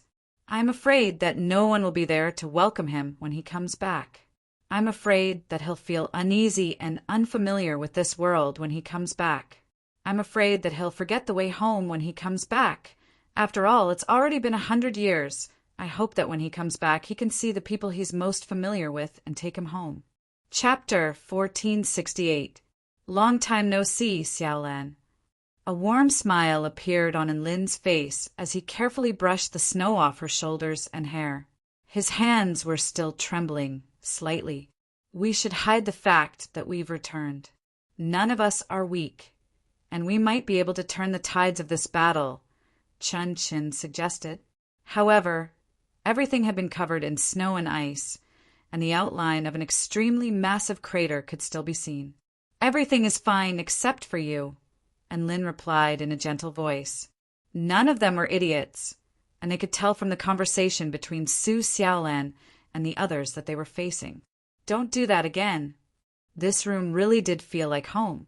Terrifying frost power instantly invaded his entire body, and he shuddered uncontrollably. Celestial Arch, even though we've worked together in the past, we're now enemies, Chin Chin said. It was snowing all year round. He extended a hand to try and brush the snow off Su Xiaolan's shoulders. No one in the world would be able to imagine that such a transcendent goddess who was revered and revered by countless living beings would come to this bleak and desolate ice plain to wait for him day after day. All right, I promise I won't do that again. Within the bleak and desolate ice plain, a day in heaven equals a year on earth. The celestial Dharch murmured. You've been gone for 100 years. You heartless be *starred. Su Xiaolan continued to hurl abuse at Lin, as if she wanted to vent all of the resentment in her heart, and she clawed at Lin's back until it hurt. Through the window, he could see the flickering candlelight in the room, giving off a warm glow. The decorations were very exquisite, and it was very cozy. On the wall were a few photos of him and Xiaolan taken when they were free. In the photos, he and Xiaolan were very happy. She had a warm home to return to, but she chose to stand on this bleak and desolate ice plain. She exhaled lightly to form a cloud of white mist, and she blinked her clear eyes as she looked around at the bleak and desolate world, hoping for a miracle to happen. In the world that Enlin entered before, 1 year is equivalent to 1 day in the heavenly God space. The Tai Chu continent was also a world within the image, so 1 year should be equivalent to 1 day in the heavenly God space. In essence, the flow of time in the world was the same. We are the ones who are different. The environment seems to have gotten worse. If cultivators below the deity transformation stage were to live here, they would probably freeze to death, right? And Lin mumbled, "Yes, I'm sick." And Lin did not dare to make the woman in his arms angry, so he went along with her words. Su Xiaolan was not in the room, and Enlin did not go in either. "Yes, I'm a bastard." And Lin immediately admitted his irresponsible behavior. The wind and snow fell on her hair and shoulders. As if she had enough scolding, Xiaolan's soft and warm body no longer scratched people like a tigress. Instead, she sobbed softly like a kitten. Just like that, she raised her head and waited for the person who she didn't know would come back. Su Xiaolan's tone gradually softened. "I really want to cut you down with my sword. Woo, how? How have you been during the past 100 years?" Everything had been well during the past 100 years, so they had already been gone for 100 years. Every top-notch expert would have corresponding restraints and defensive measures against their enemies in battle. He looked around as if he were searching for something. The heaven-crushing sect and the heaven-mending sect were both trying to save the world, but their methods were completely different, so it would not be an exaggeration to refer to them as sworn enemies. An earth-shattering battle had taken place here 100 years ago. Wah! Su Xiaolan hugged Enlin tightly as she sobbed. "Didn't you say you were going to run if you couldn't beat them? Why didn't you run? Tell me, are you crazy? Let's go back to the celestial court." The celestial Darch smiled. This was the smile of the second-in-command of the heaven-mending sect. She stared blankly ahead, and her right hand trembled uncontrollably. "Find her?" Shangguan immediately realized who he was referring to. "Didn't she tear open a spatial rift and leave this place? How are you going to find her? She could even feed me medicine, let alone kill me." No wonder this world had undergone such a drastic change. No wonder these prodigies' cultivation bases had improved so drastically. All of this could be explained by the passage of time, and Lin surreptitiously surveyed his surroundings to find that the snow maidens had all disappeared, leaving behind a vast expanse of barren land. The woman who had waited alone for 100 years had finally found the man of her heart. The celestial Darch, Qin Qin, Shangguani, and the others all turned to look at Enlin. Hearing this, everyone nodded their heads, obviously in agreement. Qin Chen's words made everyone's expressions change. Lan Lin's cabin. Su Xiaolan hadn't lost her composure like this for a long time, and she rubbed her eyes with her left hand, as if she was afraid that her eyes were playing tricks on her. "I'm afraid you don't think so." A faint smile appeared on the celestial Thearcha's face. "That direction seems to be where the heavenly time god self-detonated, right? That's also where I disappeared." And Lin slowly approached, only to discover that there was a very beautiful wooden cabin there. He suddenly didn't know how to face the woman before him, so he concealed his aura. The sword let loose a ringing sound as it hovered above Enlin's neck. Tears welled up in Su Xiaolan's eyes as tears flowed from the corners of her eyes. She pursed her lips with an expression of aggrievement and excitement. In the end, she slammed her fist into Enlin's chest. "You bastard! Do you know how long I've waited for you?" Wu Shengguan Yi, the Great Empress, and Meng Ji all turned to look at Enlin, as if they were very curious about his choice. And Lin remained silent as he looked toward the vast expanse of empty space in the northeast. This place had already been transformed into a vast expanse of ice and snow. The two of them were locked in a tight embrace. When they appeared out of thin air, there was a very good chance that they would catch their enemies off guard. And Lin suddenly recalled that 100 years had already passed, and the heavenly time god had self-detonated, so everyone probably thought that he was already dead. I'm going back to the heaven-crushing sect as well. And Lin, do you want to come with me? Chun Chen extended an invitation. This was an invitation from the second-in-command of the heaven-crushing sect. In the southwestern region of the opposite shore realm, several dozen kilometers away, space was slowly torn apart. Mountains and rivers were severed, and violent energy seemed to be able to destroy everything. The Phoenix escorted the 200 executive department cultivators and 3 celestial immortals of the celestial court toward the southeast. They flew further and further away before disappearing into the distance. They had spent 100 days in a strange space within the heavenly time god's world, which meant that 100 years had passed on the Tai Chu continent. Although this was very shocking, it was the truth in front of them. 100 years. Everything was clear now. The dragon sparrow soared, landed on the snowy ground.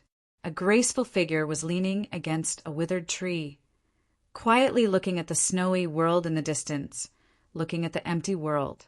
Shangguan, he was a little aggrieved.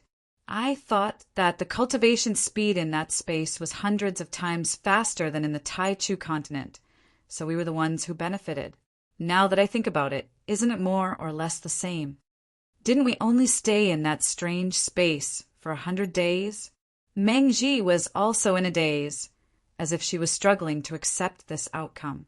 A white-clothed figure walked out quietly. His aura was completely restrained, as if he was afraid of alerting someone. The woman in the jade dress in the sky looked on as the red sun disappeared into the night sky before tearing open a spatial rift and disappearing into the distance. However, Su Xiaolan was still here. Chun Chen sighed with emotion. I should have thought of this a long time ago.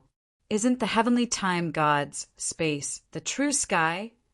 And Lin made his way over to the woman in the jade dress and opened his mouth, but he felt as if there was a fishbone stuck in his throat. I know where she went. A warm smile appeared on Lin's face as he turned to bid farewell to everyone. Excuse me, I don't want her to wait for too long. There's a difference. It's not as tiring to cultivate there. Meng Ji consoled everyone. You.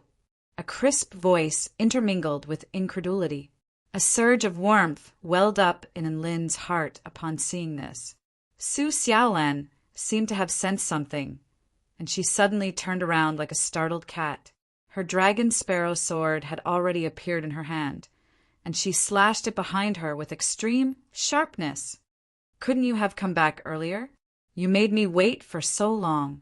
Soon, he discovered that there seemed to be a black figure within a massive crater. Su Xiaolan hugged him even tighter. Me too. Let's never be separated again. In this scene, the loneliness of her back was heart-wrenching. He made his way toward the center of the explosion and finally saw the figure that he had been searching for this entire time. Many things have happened now, so I think it's time for me to return to the celestial court, the celestial Darch said. They hadn't seen each other for 100 days, but she had waited for him for 100 years. He stepped into the spatial gate as he spoke, leaving everyone staring at one another in bewilderment. And Lin was completely unable to imagine just how much pain and torment the woman in his arms had been subjected to. He surreptitiously made his way over to find a plaque hanging on the door of the house. The wind and snow were like blades, and the frosty air was like mist. The house was particularly eye-catching amid the barren, snowy plains. I know, I'm sorry. And Lin rushed forward and held Su Xiaolan tightly in his arms, as if he were trying to make up for all the warmth that he had missed during these past few years. Chapter 1469. Within Lon Lin's cabin. This is the house I built for you. I thought that once you came back and saw this house, you'd know that I was waiting for you here. Su Xiaolan held onto Lin's hand as they made their way into the cabin. I didn't think that you'd come back to the falling dragon abyss. And Lin sighed with emotion. But fate's sure is a strange thing. I came back just in time for you to destroy the falling dragon abyss, so we're quite fated to meet." Su Xiaolin blinked as if a thought had occurred to her, and a smile suddenly appeared on her face. "What do you think about seeing me fight on my phoenix?" "My only thought is that my wife is so powerful," and Lin replied with an honest expression. Su Xiaolan faltered slightly upon hearing this. How many years had it been since she had heard Lin speak so shamelessly? This long-lost yet familiar scene appeared once again. It was really nostalgic. Tears welled up in her eyes again as she wiped away the tears from the corners of her eyes in embarrassment. She had never thought that she would experience such a melancholic day. And Lin's heart throbbed at the sight of Su Xiaolan like this, and he gripped tightly onto her slender hand with an earnest expression. "Xiaolan, if you still feel wronged, then beat me up to vent your anger." Su Xiaolan couldn't help but burst into laughter at the sight of Lin's serious expression. "I'm so powerful now, I'm afraid that I'll accidentally kill you." And Lin was terrified. Xiaolan really was powerful now. "Speaking of which, you're progressing way too quickly.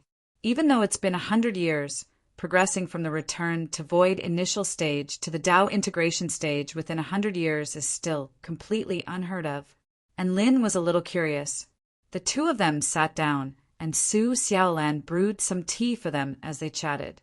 When Su Xiaolan saw the shock and envy in Lin's eyes, she couldn't help but feel a little proud in her heart. She smiled and said, "It's a long story. I also had many fortuitous encounters." Then she began to tell her story of the past 100 years. The time was long and the story was long, and Lin listened very intently. He listened to how Xiaolan had lived in his absence, how she had lived, and what she had done in the 100 years that he had been absent. In the past 10 years, Xiaolan lived a very ordinary life. She refused to believe that Lin had died just like that. She had placed the flame pavilion of the 4-9 immortal sector on this barren expanse of ice and snow. All he did every day was cultivate, teach his disciple, wait for Lin, cultivate, teach his disciple, wait for Lin, wait for Lin, wait for Lin, wait for Lin, wait for Lin. That was pretty much it. Perhaps it was due to the fact that she had been dealt a heavy blow, but her Tao heart became more and more clear. Her cultivation base progressed at a rapid pace, and she progressed to the return to void intermediate stage in just 10 years. After progressing to the return to void intermediate stage, her life didn't change much. She continued to cultivate, teach her disciple, and wait for Lin. What was worth mentioning was that Su Xiaolan became Yi Ling's stand-in master. Yi Ling's aptitude was extremely fearsome, and she progressed to the soul formation stage at the age of 18 in just 11 years. When Yi Ling enrolled at Xiaoxian United University, she progressed to the soul formation stage as soon as she entered the university, creating a sensation throughout the entire university. She was a legendary figure of the new generation, and her master and his wife had almost all achieved the same things that they had achieved. She entered the university's Hall of Fame, took first place on the Immortal Rankings board for 5 years in a row, progressed to the Return to Void stage in her 4th year, and passed all 100 levels of the Immortal Spirit Tower. During those few years, it was as if she had been hacked. Almost all of the students referred to her as the #1 prodigy of the younger generation, and she was a legendary prodigy who was only inferior to Lin and Su Xiaolan. On the night of her graduation, Yi Ling knelt in front of Lin's statue in the university's Hall of Fame and cried for an entire night. Ling, I didn't bring shame to her master's face as she said this. She had always been very hardworking and had always been very diligent. She also told Lin to rest assured that she wouldn't let him down. The corners of Lin's lips twitched involuntarily upon hearing the words, "Spirit in heaven." Su Xiaolan was a little amused upon seeing this. No one else knew about Yi Ling's actions, and she only discovered Yi Ling's little secret when she snuck up to her disciple's graduation ceremony, upon which she was touched for a very long time. In reality, there was one more thing that she didn't reveal to Enlin. That was when Yi Ling was crying that night, she couldn't help but cry as well. After Yi Ling graduated, she waited for her master on the ice plains with her master's wife. Her rate of cultivation was very fast, even faster than that of Su Xiaolan and Enlin. However, a cow-nosed Taoist priest suddenly appeared one day. He was the Taoist priest who had guided Yi Ling to become Enlin's disciple. He said that Yi Ling's rate of cultivation was too fast and that she had to slow down or she would perish at the Tao integration stage. He didn't say that Yi Ling didn't have the aptitude to reach the Tao integration stage. All he said was that Yi Ling's Tao integration stage would be very unstable. Thus, Yi Ling's rate of cultivation slowed down, and she was still at the pinnacle of the return to void initial stage several decades later. Su Xiaolan's life was still very mundane. She cultivated, taught disciples, and waited for Enlin. The heavenly time god's death seemed to have affected the heavenly Tao greatly, and it fell silent for a very long time. During this period of time, the Tai Chu continent was very peaceful, and many prodigies emerged. Su Xiaolan and Yi Ling seemed to have fallen silent, even though there were still rumors circulating about them. There was very little news of them stirring up trouble. 40 years after Enlin's disappearance, within the 4-9 immortal sex phoenix small world, a divine flame burst into the sky. The phoenix emerged from its shell.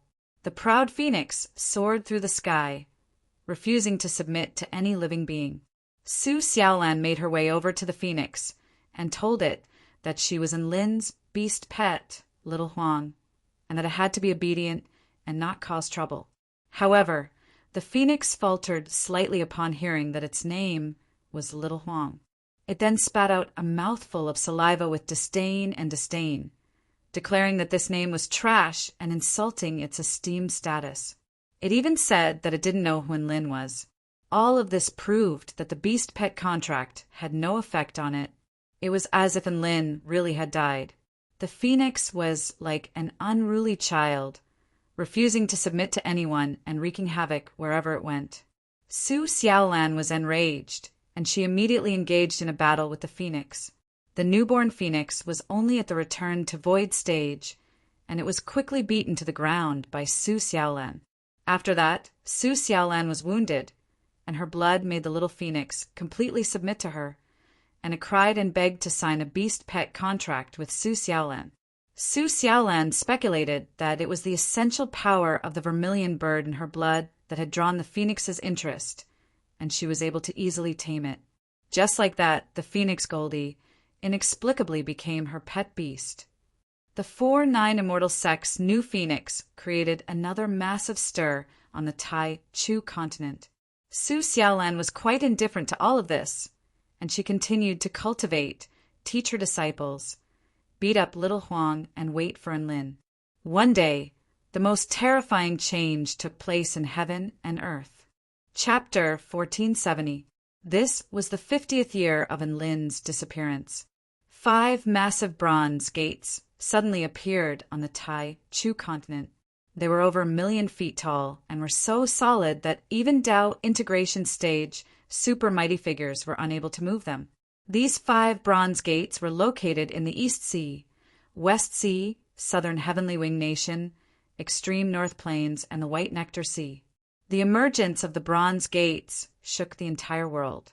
The 5 gates were wide open, and a pure white light shone from within. Many living beings were struck by a natural sense of fear toward the 5 gates. They could sense the powerful spatial power of the 2 worlds within the gates, and no one knew what would emerge from within. They tried everything they could to close the 5 gates, but they all failed. Even the God of Creation stage gods couldn't do anything to those gates. They couldn't close them, and they couldn't enter them. They didn't know what was within the gates either. Immediately afterward, a year later, a group of very special living beings finally emerged from within the gates. They had skin as pristine as snow and a head of white hair. They were very similar to snow maidens, but their eyes were golden, and they exuded a regal and holy aura. They referred to themselves as the heavenly human tribe, living beings who carried out the will of the heavens. And Lin's expression stirred upon hearing this. He finally understood where these strange and special living beings had come from. Living beings who carried out the will of the heavens? Aren't they afraid that the Darkwing tribe will retaliate against them for saying that? And Lin asked with a smile. The Darkwing tribe were extremely arrogant on the Tai-Chu continent, and it was said that they were also the ambassadors of the heavens who carried out the will of the heavens. Wouldn't that create a conflict between the two tribes? Su Xiaolan nodded upon hearing this. The Darkwing tribe and the heavenly human tribe really did battle. The Darkwing tribe participated in the battle at the Bronze Gate of the White Nectar Sea, but they were completely crushed. After that, they didn't dare to show their faces for the past few decades. And Lin was shocked. The Darkwing tribe has over 10 mighty figures at the Return to Void Pinnacle stage, and there's even a Tao Integration stage super mighty figure among them. Yet they were beaten into seclusion. It can't be, right? He had seen Su Xiaolan and the others in battle. Return to Void stage mighty figures were at least a powerful trump card for the heavenly human tribe, let alone Tao Integration stage super mighty figures. Actually, the heavenly human tribe is far more powerful than you can imagine. A rare expression of seriousness appeared on Su Xiaolan's face at the mention of the heavenly human tribe. They have a total of 5 cultivation stages: Qi refining stage, arcane body stage, soul piercing stage, heaven pioneer stage, and divine heaven stage. Among them, the spirit refining stage can crush our Tao body stage. The arcane body stage can crush our spirit nurturing stage. The soul piercing stage can crush our soul formation stage. The heaven pioneer stage can crush our return to void stage. And the divine heaven stage can crush our Tao integration stage. Su Xiaolan continued, and Lin's expression changed again. There's a heavenly god! He had thought that the heaven pioneer stage was the pinnacle of the heavenly human tribe. But who would have thought that there was a divine heaven stage as well?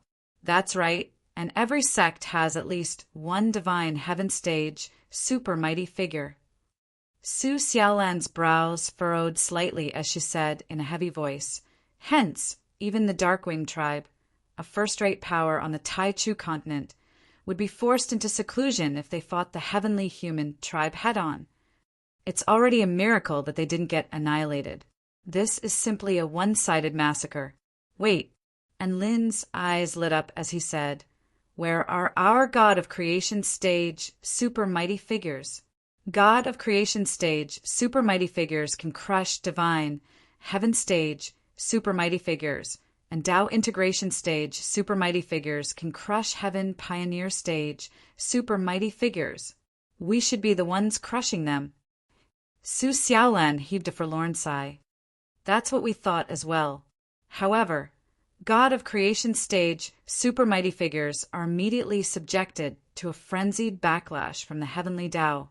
If they want to strike, they have to do it at the most critical moment.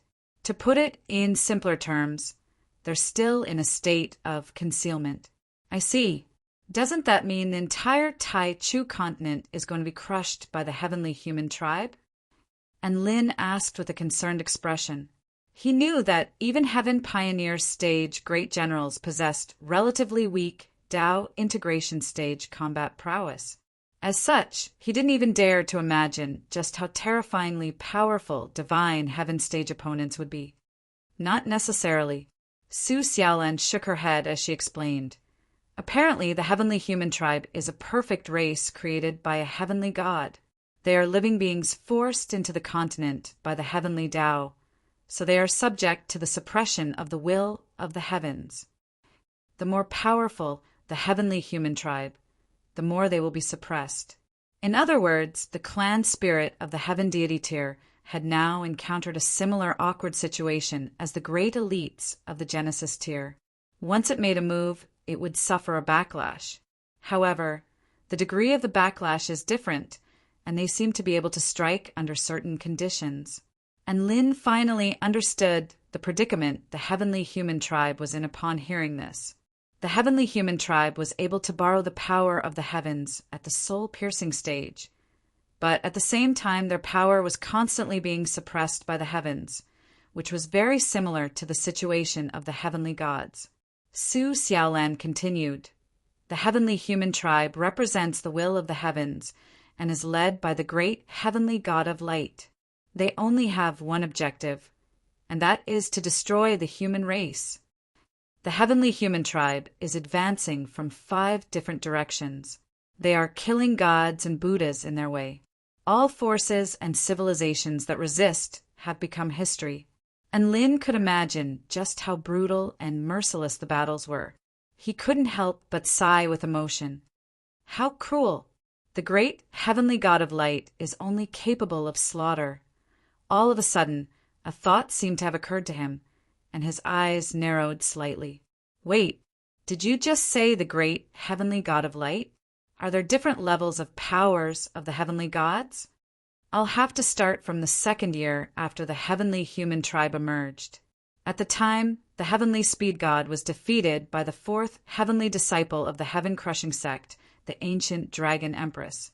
Only then did the heaven-crushing sect discover that even though the heavenly gods are all manifestations of the heavenly Tao and represent the heavens, there are different levels of power. There are 6 paramount levels of power of the heavenly gods: sky, earth, sea, life, light, and darkness. They represent the origin of the heavenly Tao. Below the paramount levels of power of the heavenly gods are many normal levels of power of the heavenly gods, such as Lan Xiaoni's water, as well as the deceased powers of wind, lightning, time, speed, and gravity that have returned to the heavenly Tao. And Lin's mouth gaped open upon hearing Su Xiaolan's words. Just the heavenly wind god alone is about to destroy the celestial court. How are we supposed to defend against the combined attacks of so many heavenly gods? Su Xiaolan waved a slender finger. First of all, there are conflicts between the powers of the heavenly gods. They are split into 2 factions, one of which advocates for the extermination of the human race. The light, sea, and earth gods are all leaders of this faction. And Lin was excited. What about the other faction? They want to help the human race correct its mistakes? Su Xiaolan shook her head. The other faction is led by the heavenly sky god and the life god. They advocate for the extermination of all living beings on the continent. They want to wipe out all life and start over. And Lin, Su Xiaolan continued, hence the powers of the heavenly gods have different opinions, resulting in many conflicts and conflicts between them.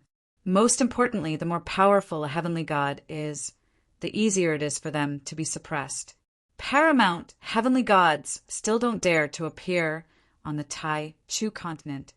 As for normal heavenly gods, they are indeed very powerful, but they are no longer as powerful as they were in the past, as they are afraid of the heaven-crushing sect. Chapter 1471. And Lin had guessed this a long time ago.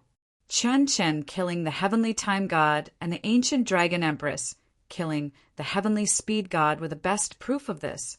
In this world, there were still powerful beings who could find a way to combat the heavens. Su Xiaolan continued. The heaven-crushing sect has announced that any mighty figure at the return to void stage or above who joins the heaven-crushing sect will receive the power to oppose the heavens from the heavenly disciple. That's right, regardless of whether it's the heavenly human tribe or the representatives of the heavenly gods. All of them are fearful of the heaven-crushing sect. And Lin nodded. Then there should be many mighty figures who join the heaven-crushing sect, right? Actually, Su Xiaolan hesitated momentarily before continuing.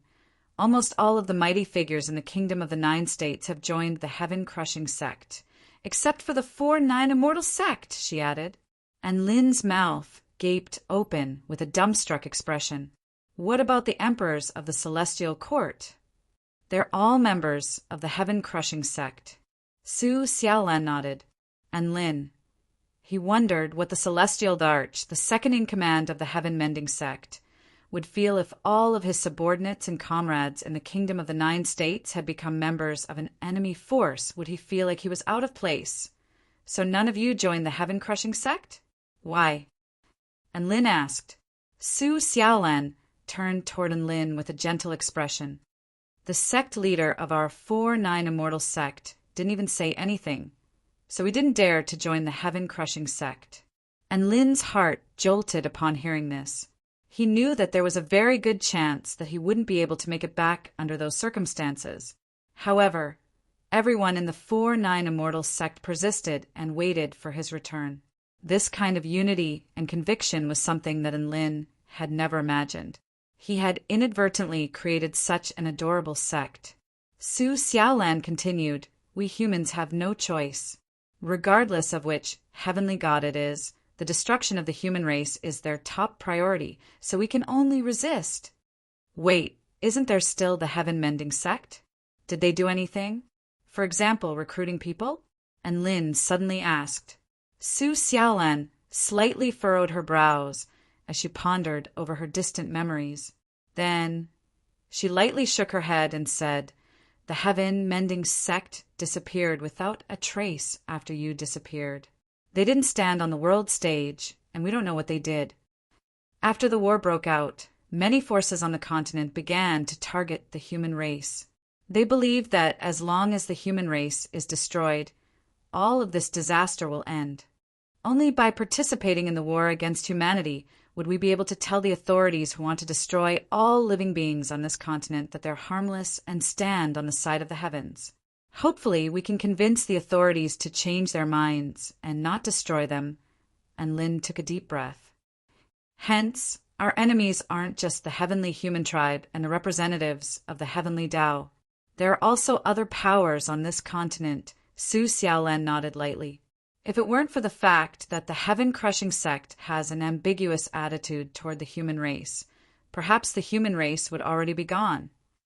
Who would have thought that a powerful being from the true demon tribe would side with the human race? And Lin was also a little surprised by the heaven-crushing sect's decision, especially when the second-in-command of the heaven-crushing sect, Qin Chen, was still unknown. To think that the first-in-command of the heaven-crushing sect would choose to side with the human race. Su Xiaolan continued. At that time, it was no longer a matter of who they supported. All of the tribes only had one thought in mind, and that was to survive. In order to survive, all of them chose sides. Some chose to join the side of the heavens, such as the sinister spirit beast cesspool, void spirit realm, dark marshlands, creation realm, western heavenly dragon forest.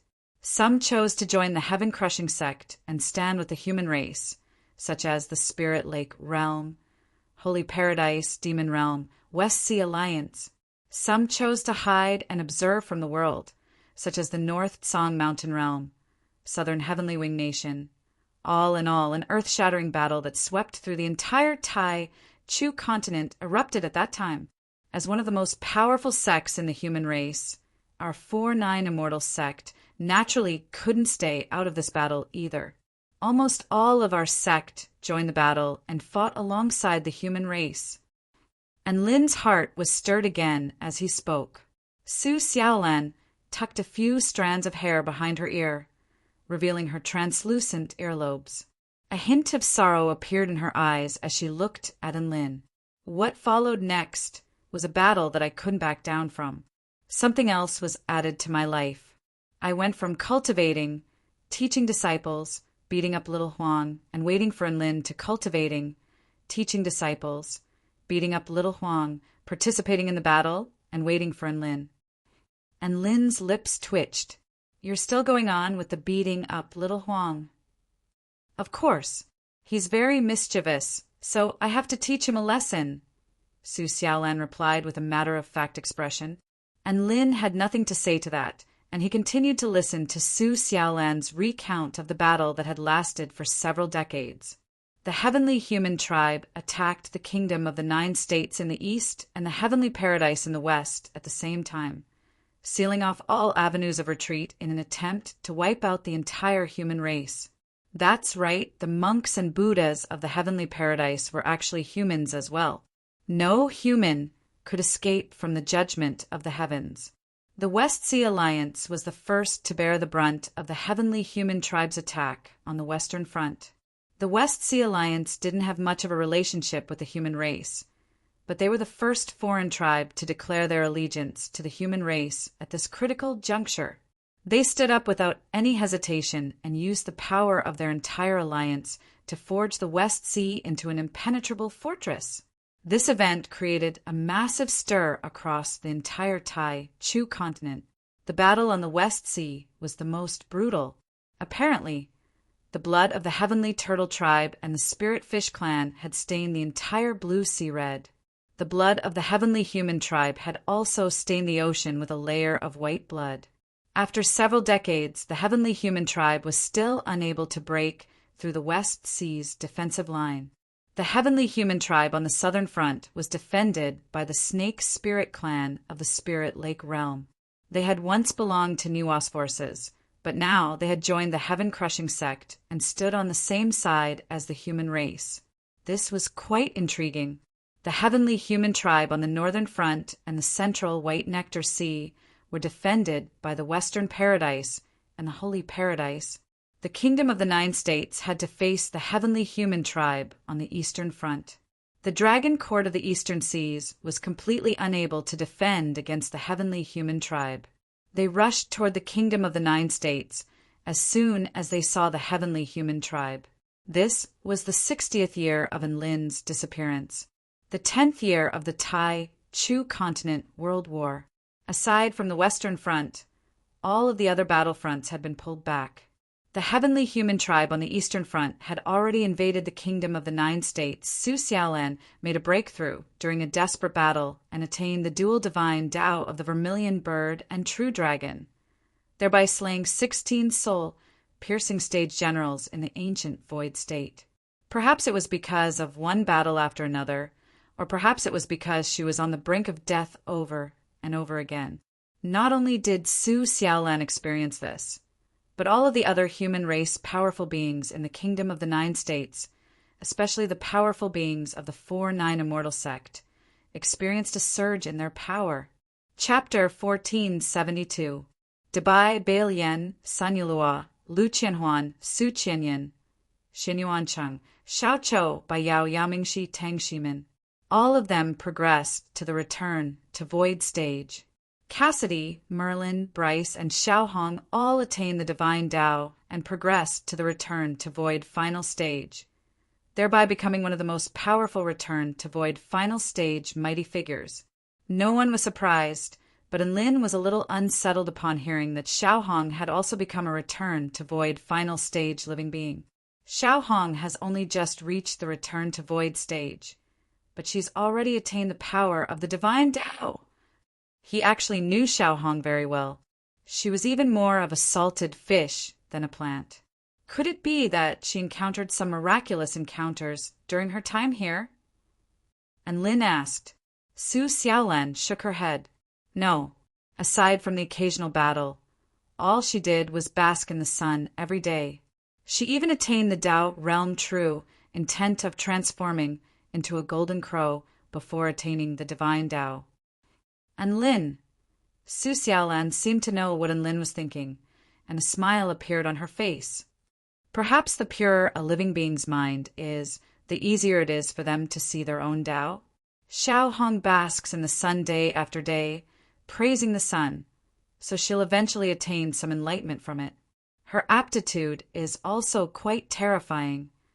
And Lin heaved a forlorn sigh. There are some living beings who have basked in the sun countless times longer than she has. There are even living beings who have basked in the sun for tens of thousands of years, but they might not even be returned to Void Stage cultivators. Xiaohong has progressed to the Return to Void Final Stage in just a few decades. Her aptitude is truly unfathomable. Just what kind of freakish prodigy was Xiaohong, who had accidentally killed herself while sitting on the ground?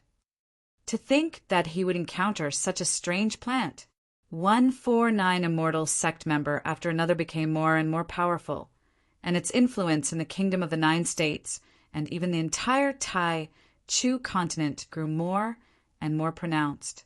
However, Xiao Tu's breakthrough had brought about a fundamental change in its status.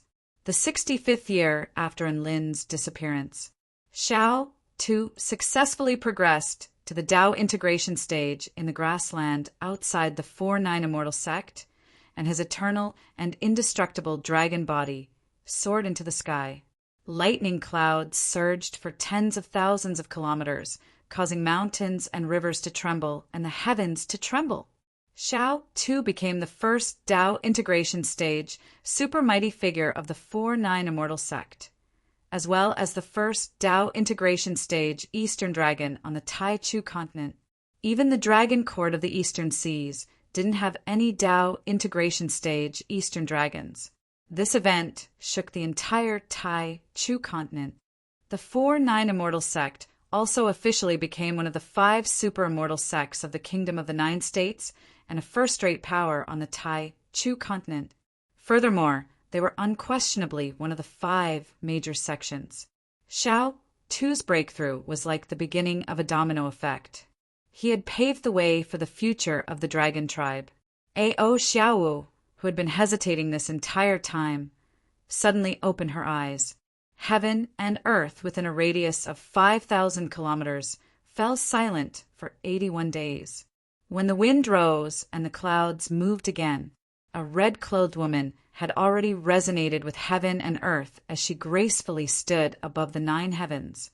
The Dragon Court of the Eastern Seas finally welcomed their first Tao integration stage true dragon, Ao Xiaowu, within the ancient void state of the Kingdom of the Nine States.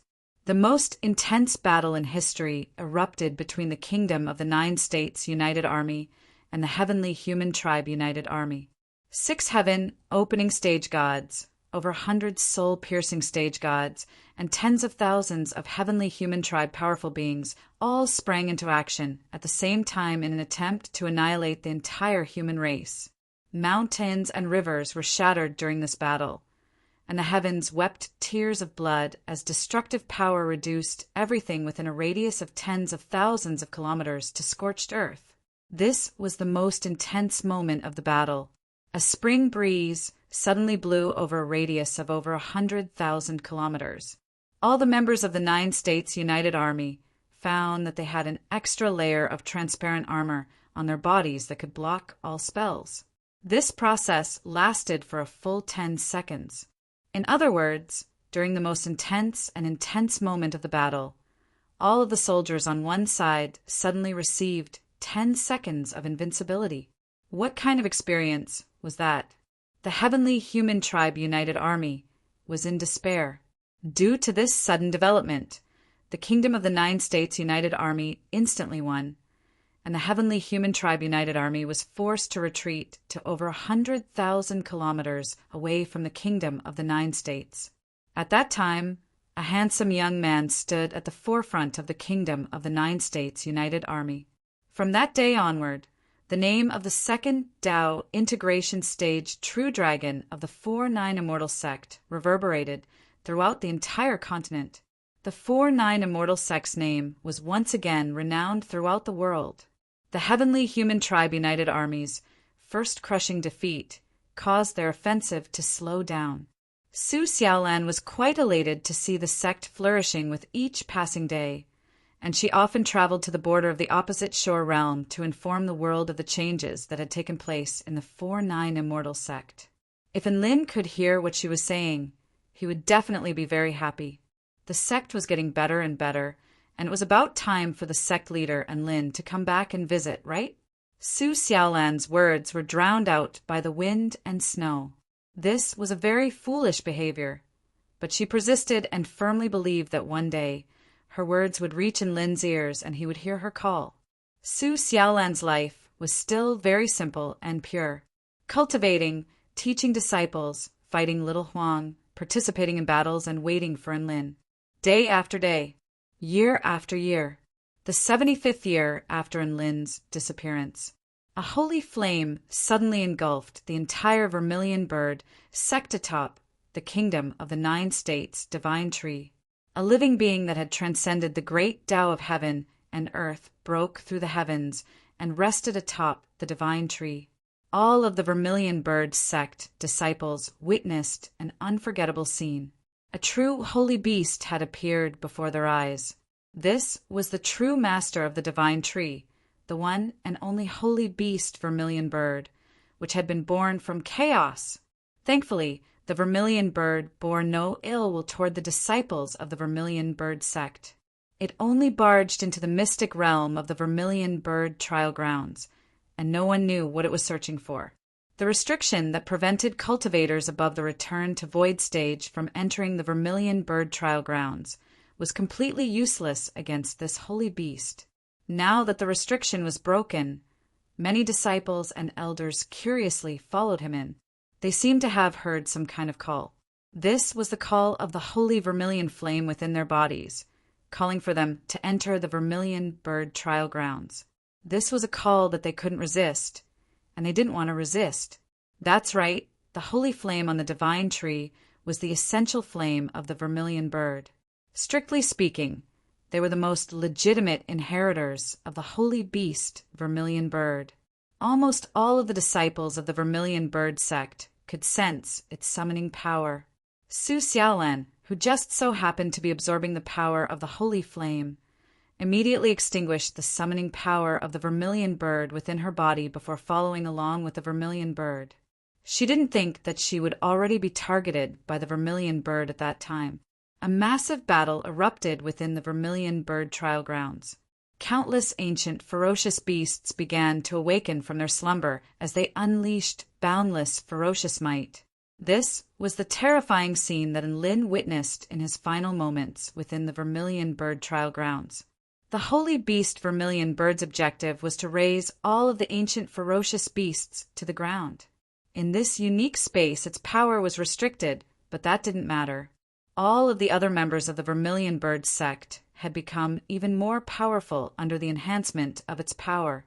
Over 10,000 ferocious beasts were slain by the elders and disciples of the Vermilion Bird sect, and they all felt like their cultivation bases had improved significantly during this process. The Vermilion Bird didn't find what it was looking for, and for some reason, it suddenly turned toward Su Xiaolan with rage and hostility on its face. An unexpected battle erupted within the Vermilion Bird trial grounds. Chapter 1473. Su Xiaolan would never have dreamed that she would one day fight with the legendary Vermilion Bird. Little Huang sensed that its master was in danger and came all the way here to save him. Even though the Vermilion Bird's power had been restricted by that special space, it was still not something that Su Xiaolan could contend with. Even the average Dao integration stage, super mythological beast would be no match for it. During that battle, Su Xiaolan had experienced a power that struck despair into her heart. To put it simply, it wasn't a battle at all. It was a one-sided beating. There were a few times where she was on the brink of death, if not for Goldie continuously using its body to block the attacks of the holy flames. She, who was the most proficient in using fire, would have been burnt alive by the holy flames. It was also during this battle that little Huang swallowed enough holy vermilion flames to return to the Dao integration stage. The roar of the phoenix startled the 9 heavens. Then, the Vermilion Bird holy beast continued to beat him up. This situation lasted for an entire day and night. One day later, Su Xiaolan had inexplicably obtained the Vermilion Bird's approval. Perhaps it was because of her indomitable will to fight, or perhaps it was because of her peerless fire attribute talent, or perhaps it was because of the nearly perfect Vermilion Bird bloodline in her body. In any case, the battle had ended just like that. Sect leader Zhu Shuza had already made up his mind to use his sect weapon against the Vermilion Bird. But when he arrived at the Vermilion Bird trial grounds, he discovered that Su Xiaolan the Phoenix and the Vermilion Bird were happily discussing Dao with one another. He had once suspected that there was something wrong with the way he had entered the mystic realm. During that Dao discussion, Su Xiaolan had received a lot of inspiration. She had a deeper understanding of the Dao of the Vermilion Bird, and her control over fire had improved by leaps and bounds. Not only that, but she'd actually become the holy beast Vermilion Bird's designated successor, and she'd been bestowed the Vermilion Bird Divine Talisman and Vermilion Bird Ring. The vermilion bird ring had been forcibly taken from Mo-Hai's hand. It was originally the vermilion bird holy beast's legacy item. Then, Su Xiaolan officially became the sole successor of the holy vermilion bird under the dumbstruck eyes of all the disciples and elders of the vermilion bird sect. Even Su Xiaolan herself found all of this extremely surreal and dreamlike. But it really did happen. Why me? Su Xiaolan could not help but ask. When Vermilion Bird heard this, an extremely human-like expression of melancholy appeared on her face for the first time. It looked up at the sky and sighed faintly. It seemed to be at a loss, but it also seemed to be relieved. With a flap of its wings, it disappeared from this world. The Vermilion Bird came with a bang, and when he left, he was also very decisive. He didn't even bother to say goodbye. He was extremely carefree and arrogant. Su Xiaolan didn't get the answer in the end. However, this incident made her the undisputed #1 successor to the Vermilion Bird sect leader. Su Xiaolan's life didn't change because of this. The 4-9 Immortal sect was currently being managed by Su Xiaolan, and she wasn't interested in the Vermilion Bird sect, which was also one of the 5 great sections. Day after day, she continued to cultivate, teach her disciples, fight Goldie, participate in the war, and wait for Enlin. Training, teaching disciples, fighting Goldie, participating in the war, waiting for Enlin, of course. After receiving the Vermilion Bird's acknowledgement and inheritance, she immediately traveled to the border of the opposite shore realm to inform Enlin of this good news. Friends, beast pets, disciples, servants, all of them came and went. They had all spoken to Enlin on the massive crater in the opposite shore realm, and they often accompanied Su Xiaolan as they waited for that person who would most likely never return. However, as the war became more and more intense, many of them were forbidden by Su Xiaolan for safety reasons, as it was simply too dangerous. Of course, waiting for Enlin was still an integral part of Su Xiaolan's daily life.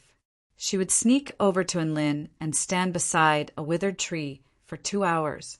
Before she left, she would place a restriction in front of the door to protect the only cabin on the frozen plains. The 80th year after Enlin's disappearance, Su Xiaolan came to the holy glacial lands to take her final step. She had already reached the pinnacle of the true dragon and vermilion bird Daos. She was going to fuse the 2 powers of the divine Tao together and embark on an unprecedented path of Tao integration. Her experience of Tao integration was very similar to Senior Shinyin's experience of fusing the true dragon and phoenix Daos together. However, Shen Yin had ultimately failed in the process of Tao integration, and she had perished as well.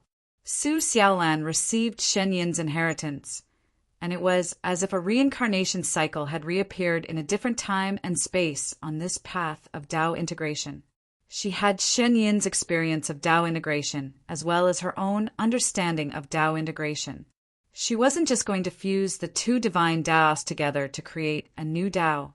What she was going to do was to make the Tao of the true dragon and the Tao of the vermilion bird intertwine with each other in a helix manner, so that they were both connected and independent. She was going to use the Tao of the true dragon as the guardian and the Tao of the vermilion bird as the main. This was a completely new method of Tao integration. In other words, if others wanted to Tao integration, they would obtain one type of power of the divine Tao. However, if Su Xiaolan were to successfully Tao integration, she would obtain 2 completely different powers of the divine Tao. This was no longer a simple addition. This was an absolutely unprecedented and groundbreaking feat that was even more ridiculous than Shen Yin's creation of a brand new divine Tao. On that day, a vermilion bird over 100,000 feet in length soared into the sky, scattering fiery feathers that decorated heaven and earth like flower petals. The holy glacial lands, which had been sealed in ice for hundreds of millions of years, were bathed in scorching summer flames. A true dragon roared and swam through the air, sweeping up the winds and clouds for thousands of kilometers. No living being knew who was undergoing Tao integration. Some mighty figures could sense something, but when they arrived at the location of Tao integration, they would only be greeted by the sight of a vast expanse of ravaged land. The Tao integration cultivator had already disappeared. Perhaps he had already perished, or perhaps he had already gone into seclusion. No one knew that a green figure had already arrived at the vast and lonely holy glacial lands. She looked up into the sky and announced the joyous news of her Tao integration success with a smile on her face. She was going to share this joyous news with Enlin as soon as possible. That's right. She hoped that Enlin would be the first person to know about this. Even though no one replied to her, her smile was still as warm as the sun, capable of melting 10,000 years of ice and snow. Su Xiaolan had become a hidden trump card of the 4-9 Immortal sect after her Tao integration. The heavenly human tribe and sinister spirit beast cesspool armies on the northern front had broken through the holy paradise and heavenly paradise's defensive lines and plunged into the wind plain state of the kingdom of the 9 states like a sharp knife.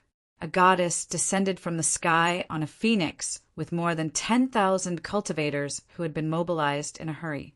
They managed to block the army of hundreds of thousands of soldiers, including a divine beast and 2 Tianqi marshals, outside of the Wind Plain state. Su Xiaolan rose to fame during this battle and was revered as the divine Phoenix Maiden. The power displayed by the 4-9 Immortal sect was also becoming more and more astonishing to the world. A Tao integration stage battleship, Shao Tu, Shao Zhe, the divine Phoenix Maiden, and the Phoenix for Tao integration stage mighty figures, and a sect of return to void stage and soul formation stage cultivators as dazzling as the stars in the sky. A sect of this scale had become the publicly acknowledged leader of the 5 great sects of the kingdom of the 9 states. Su Xiaolan received all types of accolades and was revered by countless living beings. However, her life was still as simple as ever. Cultivating, teaching disciples, beating up little Huang, participating in battles, waiting for Enlin. Cultivating, teaching disciples, beating up little Huang, participating in battles, waiting for Enlin, until one day, she finally saw Enlin. That was the end of the story. Enlin listened to Xiaolan's 100 years. It was a very, very long story. He listened for a very, very long time. He didn't want to miss out on any of the details. It was as if he was listening, remembering, and imagining he would be able to make up for the 100 years that he had missed out on in Su Xiaolan's life. However, it was also at this moment that Enlin came to a sudden realization. He had been absent for an entire 100 years, but at the same time he was never absent. That's right. Everything that happened to Su Xiaolan would be recounted to him at the place where he had disappeared. Su Xiaolan waited for Enlin every single day. Enlin's shadow could be seen in her life. He had never been absent for 100 years. Enlin had lived in her heart for 100 years. Chapter 1474. Enlin was extremely touched, but at the same time he felt extremely guilty. He felt like he owed Su Xiaolan far too much. He had waited for an entire 100 years. Furthermore, he had waited for an entire 100 years when most people thought that he had already perished. What kind of emotion and conviction did this require? In particular, a stunning goddess like Su Xiaolan must have had countless admirers, but she had never even looked at any of them.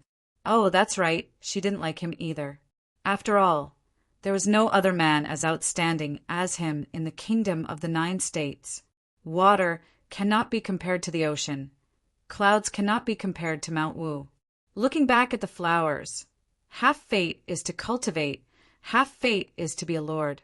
And Lin couldn't help but recite a poem in his heart. How was he supposed to repay such an infatuated woman? And Lin really didn't know how to repay Su Xiaolan. The only thing he could think of was to repay her with his body. He was just about to express his feelings when Su Xiaolan asked him about his past. And Lin thought for a moment before heaving a forlorn sigh.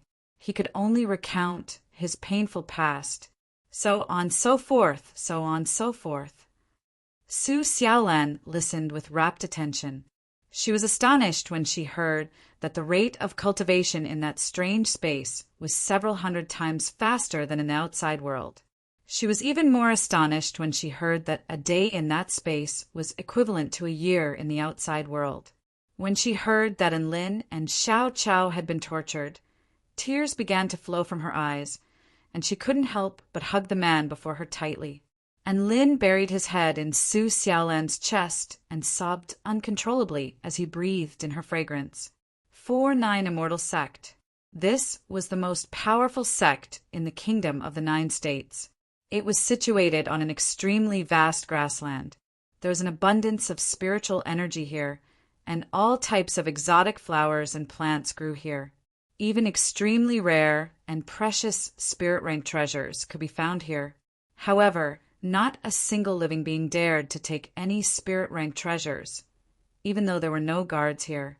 There was no other reason than the fact that this place had already become the territory of the 4-9 Immortal Sect. The 4-9 Immortal Sect was the leader of the 5 super immortal sects and the number 1 sect in the Kingdom of the 9 States aside from the Celestial Court. Unless a cultivator was tired of living, no one would dare to steal from such a place. The sacred grounds of the sect sat at the center of the grassland. Immortal mist coiled around it, while rays of light covered the sky. When looked at from afar, it was like the most ethereal and divine pearl in the heavens and the earth. Apparently, there were less than 10,000 core disciples in the 4-9 Immortal Sect, but all of them were extraordinarily talented and interesting. They didn't put on any airs and treated others like a spring breeze. Some were forthright, some were uninhibited. Of course, there were also some who were obedient and shy. There were all kinds of personalities. In addition, their appearances were also very strange. Some looked like experts, some looked like rough men in the marketplace, and some were mysterious and unfathomable. However, regardless of their personalities and appearances, as long as they were core disciples of the 4-9 Immortal Sect, even the most powerful powers on the entire Tai Chu continent would have to give them some face. This was the current status of the 4-9 Immortal Sect. It had risen to prominence in the past 100 years and was as dazzling as the sun. No power on the Tai Chu continent dared to look down on it regardless of whether it was in terms of its top-notch combat prowess or its vast resources. Setting everything else aside, just any one of its pavilions would be able to scare a lot of people to death. For example, the Peerless Dragon Pavilion had 2 Dao Integration Stage super mighty figures in one pavilion. For example, the Flame Pavilion had only a dozen or so members, but the pavilion leader was the Dao Integration Stage Divine Phoenix Maiden. Her steed was a Dao Integration Stage Mythological Beast Phoenix, so who would dare to mess with her? For example, the Purple Star Pavilion possessed a Dao Integration Stage weapon of mass destruction. Not only was the Starfire battleship unrivaled, but all of its advanced technology struck fear into the hearts of all living beings on the continent. Sometimes, enemies wouldn't even get to see the pavilion before they were blasted into oblivion. For example, the mysterious and unfathomable Realm Pavilion. No one had been able to keep track of how many powerful beings there were in the Realm Pavilion. All they knew was that all of the powerful beings that emerged from the Realm Pavilion were very unfamiliar, and they were extremely powerful and had an endless supply of them. For example, the Snow Pavilion, which had the most beautiful women in the entire continent. The Snow Maidens had all been recruited by the 4-9 Immortal Sect, so their combat prowess was extremely fearsome. For example, the Blood Pavilion, which was also known as the Little Dark Marshlands. Even though their Dao Integration Stage super mighty figures couldn't compare to the Dark Marshlands, their return to Void Stage mighty figures were more than enough to crush the Dark Marshlands. There were even people who claimed that as long as the Blood Tribe Emperors didn't intervene, the Blood Pavilion would be able to raise the Dark Marshlands to the ground. This was definitely not an exaggeration. Within the Blood Pavilion, there were a total of 8 mighty figures at the return to Void Pinnacle Stage. Tobias, Cassidy, Merlin, Blair, Jean Ling, Jean Yao, Ada, and Jessie. Which one of them wasn't a powerful being who was renowned across the entire continent? Apparently, the pavilion leader of the Blood Pavilion, Tobias, was showing signs of progressing to the Tao integration stage. As for the other pavilions, they were also thriving, and they were most likely going to perform even more spectacularly in the near future. Right now, war had swept across the entire Tai Chu continent. The human race was on the brink of extinction, and the rise of the 4-9 Immortal sect had undoubtedly given the human race and the heaven-crushing sect new hope. That's right, the human race needed a hero in this war. The Celestial Court was the final bastion of faith for the people, and the 4-9 Immortal sect was a hero who brought them boundless hope. The rate at which the 4-9 Immortal sect was progressing was simply far too fast, and they could see hope in their immeasurable potential. However, it was precisely such a sect that was filled with legendary colors. The position of sect leader was still vacant. It wasn't that it was vacant, but it had always belonged to that man, the man who had created countless legends 100 years ago. That man was already dead, but he still held the position of sect leader. The divine Phoenix Maiden was only a representative of the sect, not the true sect leader. Most living beings were unable to comprehend this situation. Some people felt like the 4-9 Immortal sect was unwilling to face reality, while others felt like the 4-9 Immortal sect was blindly worshipping the sect. In any case, they felt like there was no need for the 4-9 Immortal sect to remain vacant. They needed a true hero to sit on that throne and lead them into battle.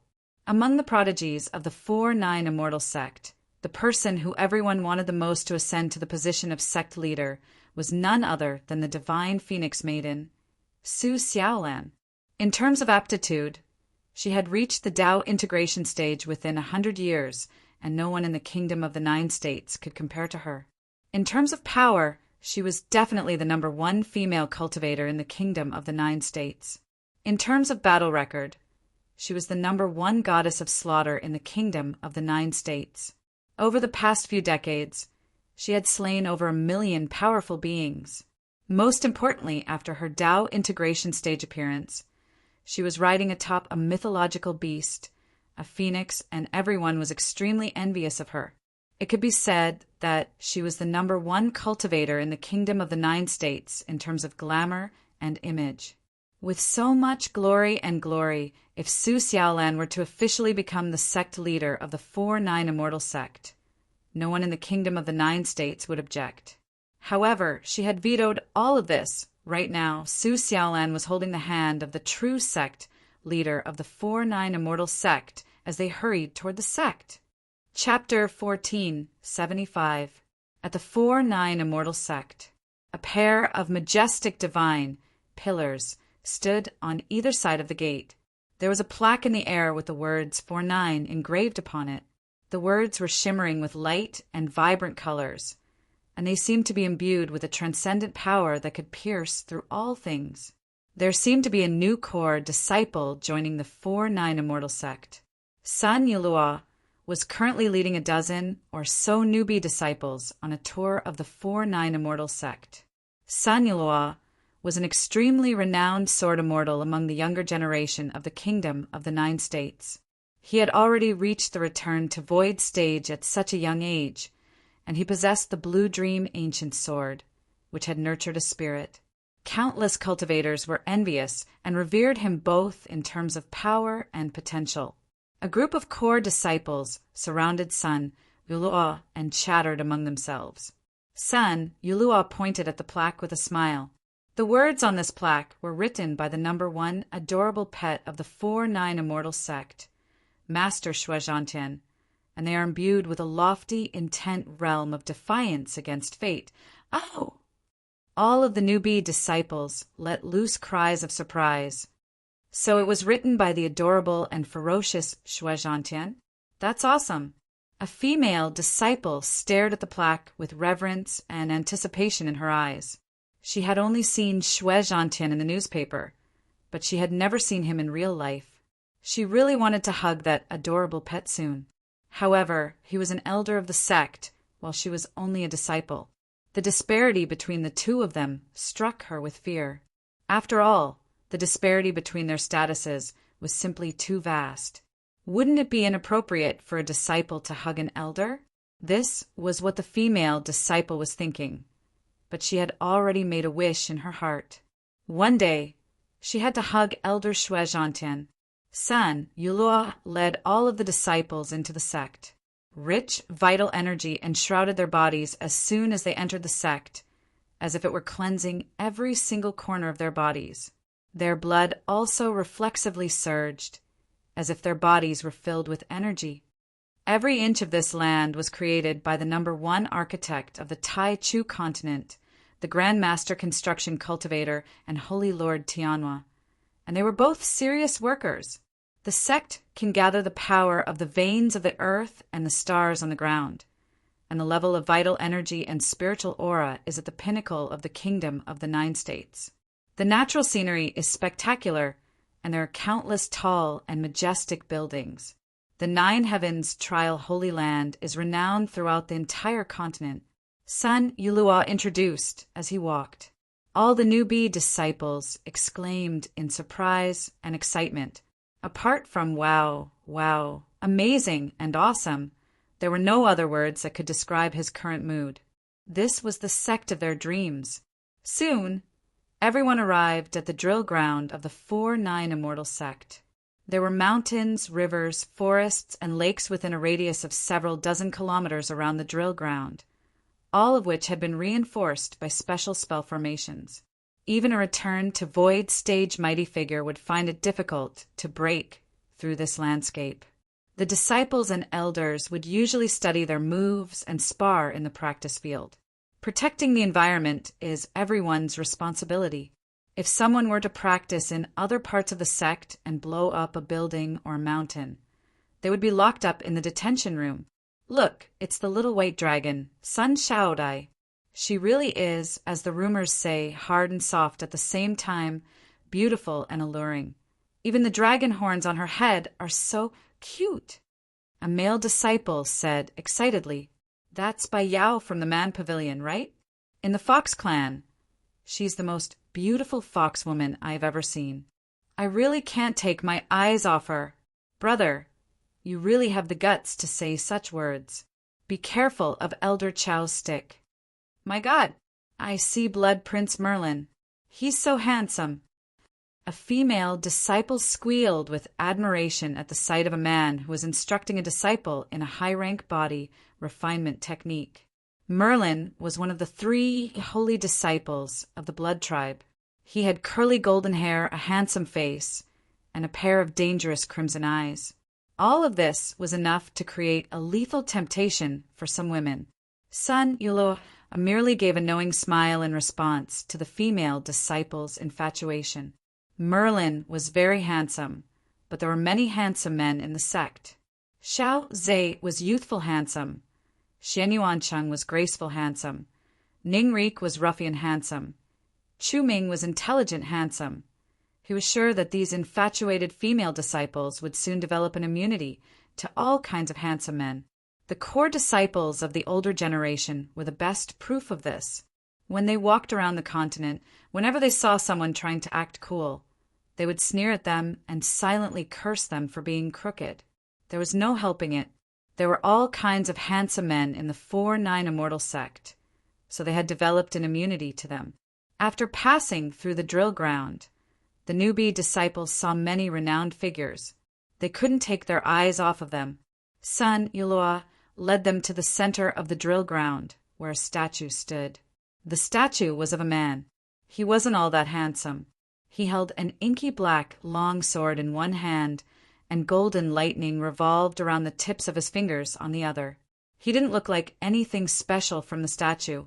However, all of the newbie disciples' expressions shifted slightly. They had studied the history of the 4-9 Immortal sect, and they knew that this statue belonged to an important figure. Sun Yulua stared at the statue with a melancholic expression, as if he was reminiscing about the past. A smile appeared on his face after a short while. This man is the only person you have to pay your respects to upon entering the sect. He has many legendary feats.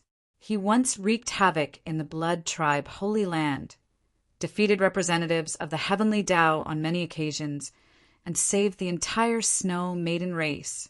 He also has many titles, such as the Tamer of Divine Lightning, the Super Heavenly Lightning God, the Lord of Transcendence, the Celestial Court's Chef God, the Celestial Court's War God, but here he only has one identity, and that is the founder of the 4-9 Immortal Sect, the one and only sect leader of the 4-9 Immortal Sect, sect leader Enlil. All of the disciples looked up at the statue with solemn expressions, and their expressions were either filled with sorrow or reverence. But the only thing that remained constant was the reverence in their hearts. To be able to create such a mighty sect, how could their sect leader be ordinary? With this in mind, all of the disciples extended their bows. Disciple Tao Man, Meng Wei, Su Siqing, we pay our respects to sect leader Enlil. May the sect leader's spirit in heaven bless our sect forever. I can't say that. Sun Yulua almost screamed with excitement upon hearing this.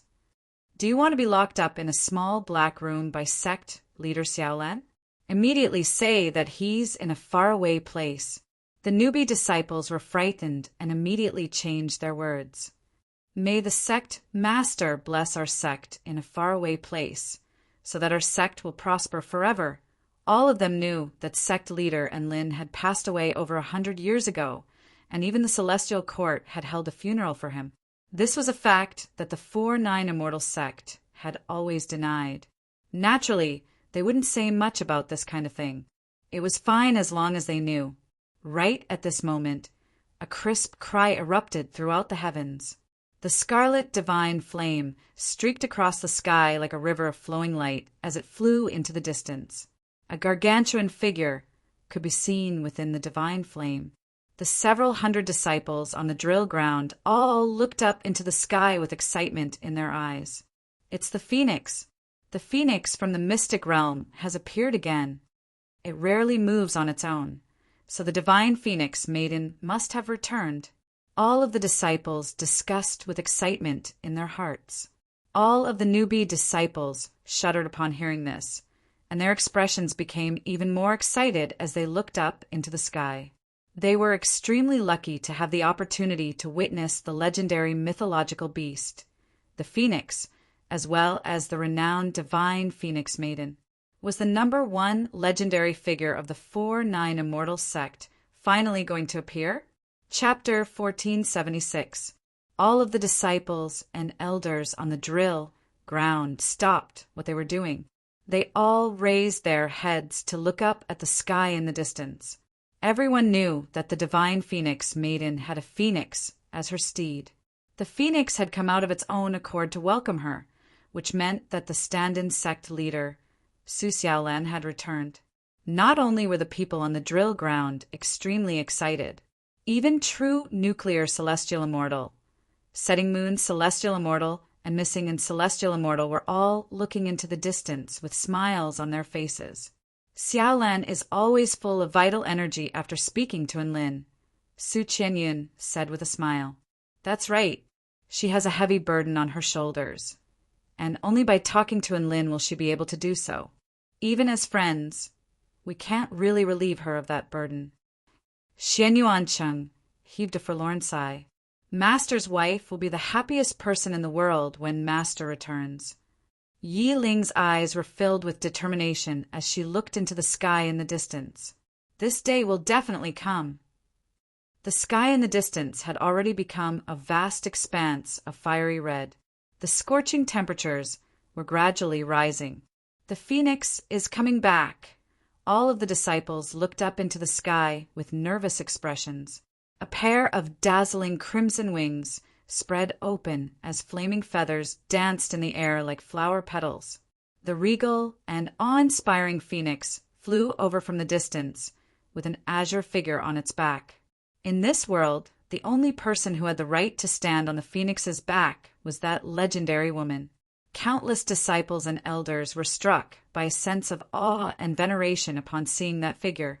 All of the newbie disciples looked up into the sky with scorching light in their eyes.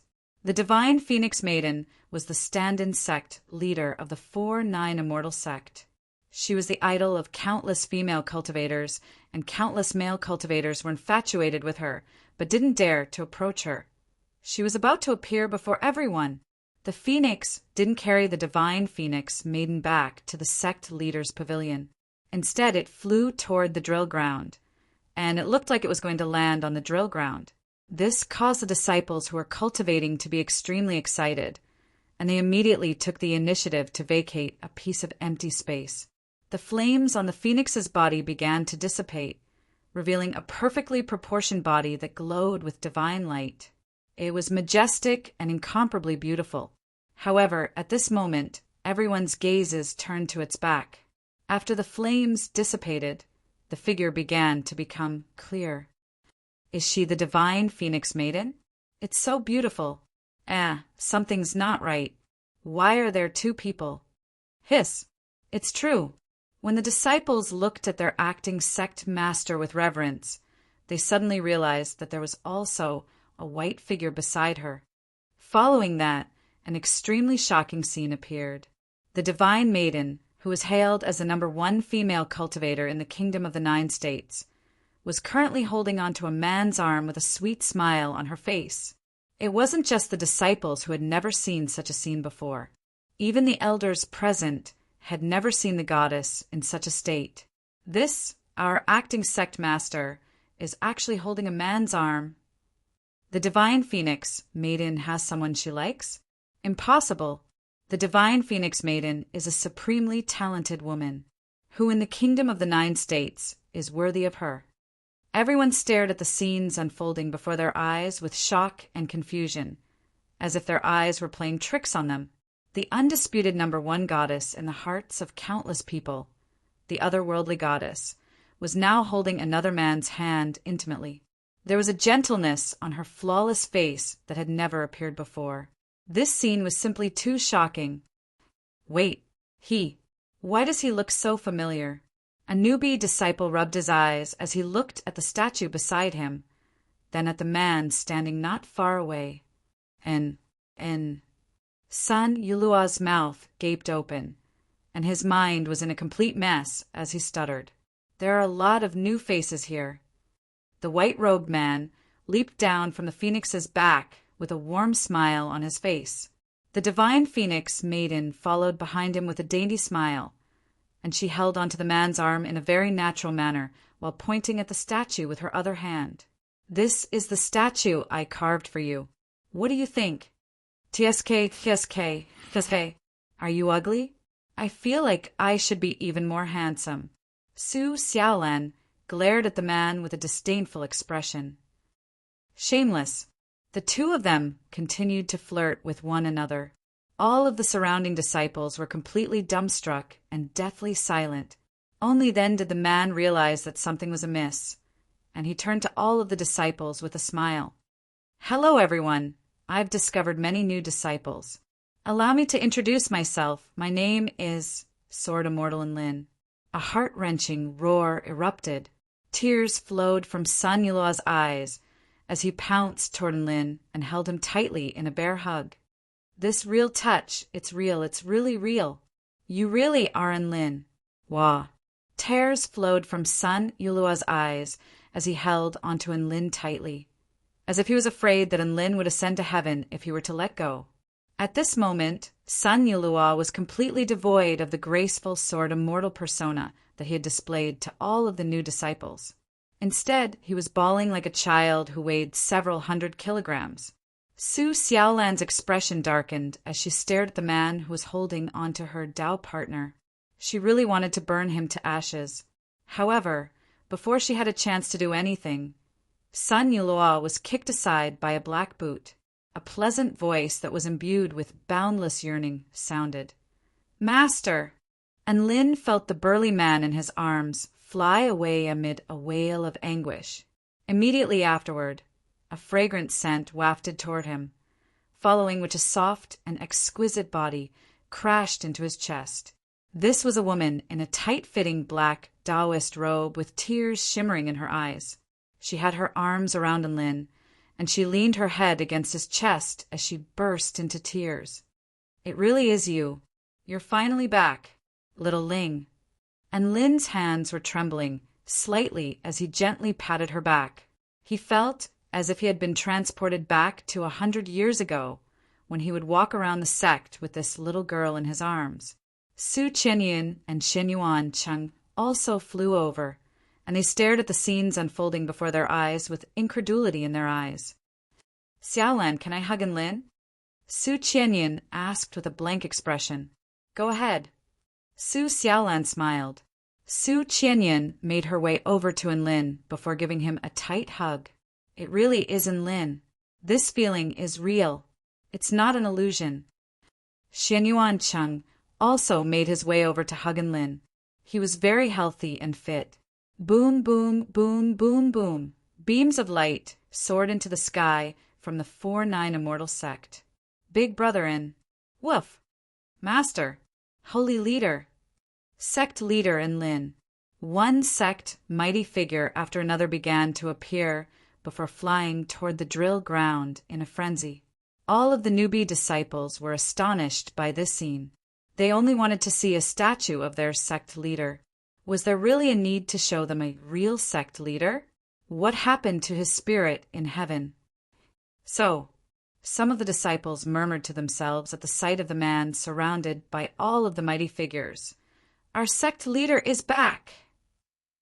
Chapter 1477. All of the 4-9 Immortal Sect disciples present witnessed an unforgettable scene. This was the happiest smile they had ever seen on the Pavilion Lords and Elders' faces, and it was also the time they had seen the Pavilion Lords and Elders cry the loudest. Of course, they were crying tears of joy. In any case, this was an unforgettable scene. Even Pavilion Lord Bai Ling, who had always appeared to everyone as an icy beauty, was like a snow lotus in full bloom as an extremely enticing smile blossomed on her face. Everyone gathered around Enlin to exchange pleasantries and hug him. There was only one topic of discussion. You didn't F** King die.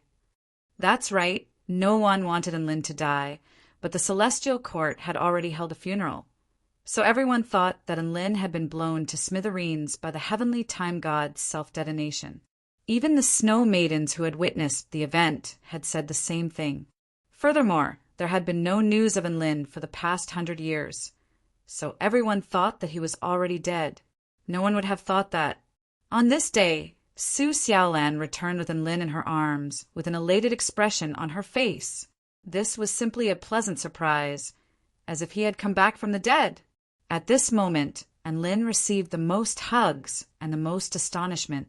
They all wanted to confirm whether this was the real Enlin through hugs. Big brother and what kind of dog do I like? Woof. Dabai pounced on Enlin. You only like beautiful women with fair skin. Enlin snapped. Dabai chuckled. This is the real Big Brother and woof. Master, what do I like to do the most? Xiao Hong asked in her sweet voice. You like to bask in the sun. Enlin replied truthfully. Master is the real one. Xiao Hong also wagged her head from side to side with elation. Tina flew over and gave Enlin an excited hug as she stared at him with her emerald eyes. Master, how many golden realm essence crystals do you owe little Na? Do I owe you anything?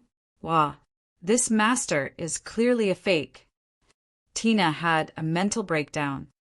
Why do I feel that this is Enlin's true colors? That's just how despicable he is, Lu Qianhuan said with a smile as she stood off to the side with her sword in her arms. Everyone used their own methods to confirm that this was the real Enlin and not a fake. The 4-9 Immortal Sect instantly exploded. The atmosphere reached an unprecedented climax. The news spread like wildfire to every corner of the sect in an instant. All of the 4-9 Immortal Sect members were made aware of one thing, and that was that their sect leader, Enlin, who had disappeared for 100 years and died for 100 years, had returned today. Unprecedented shock, unprecedented joy.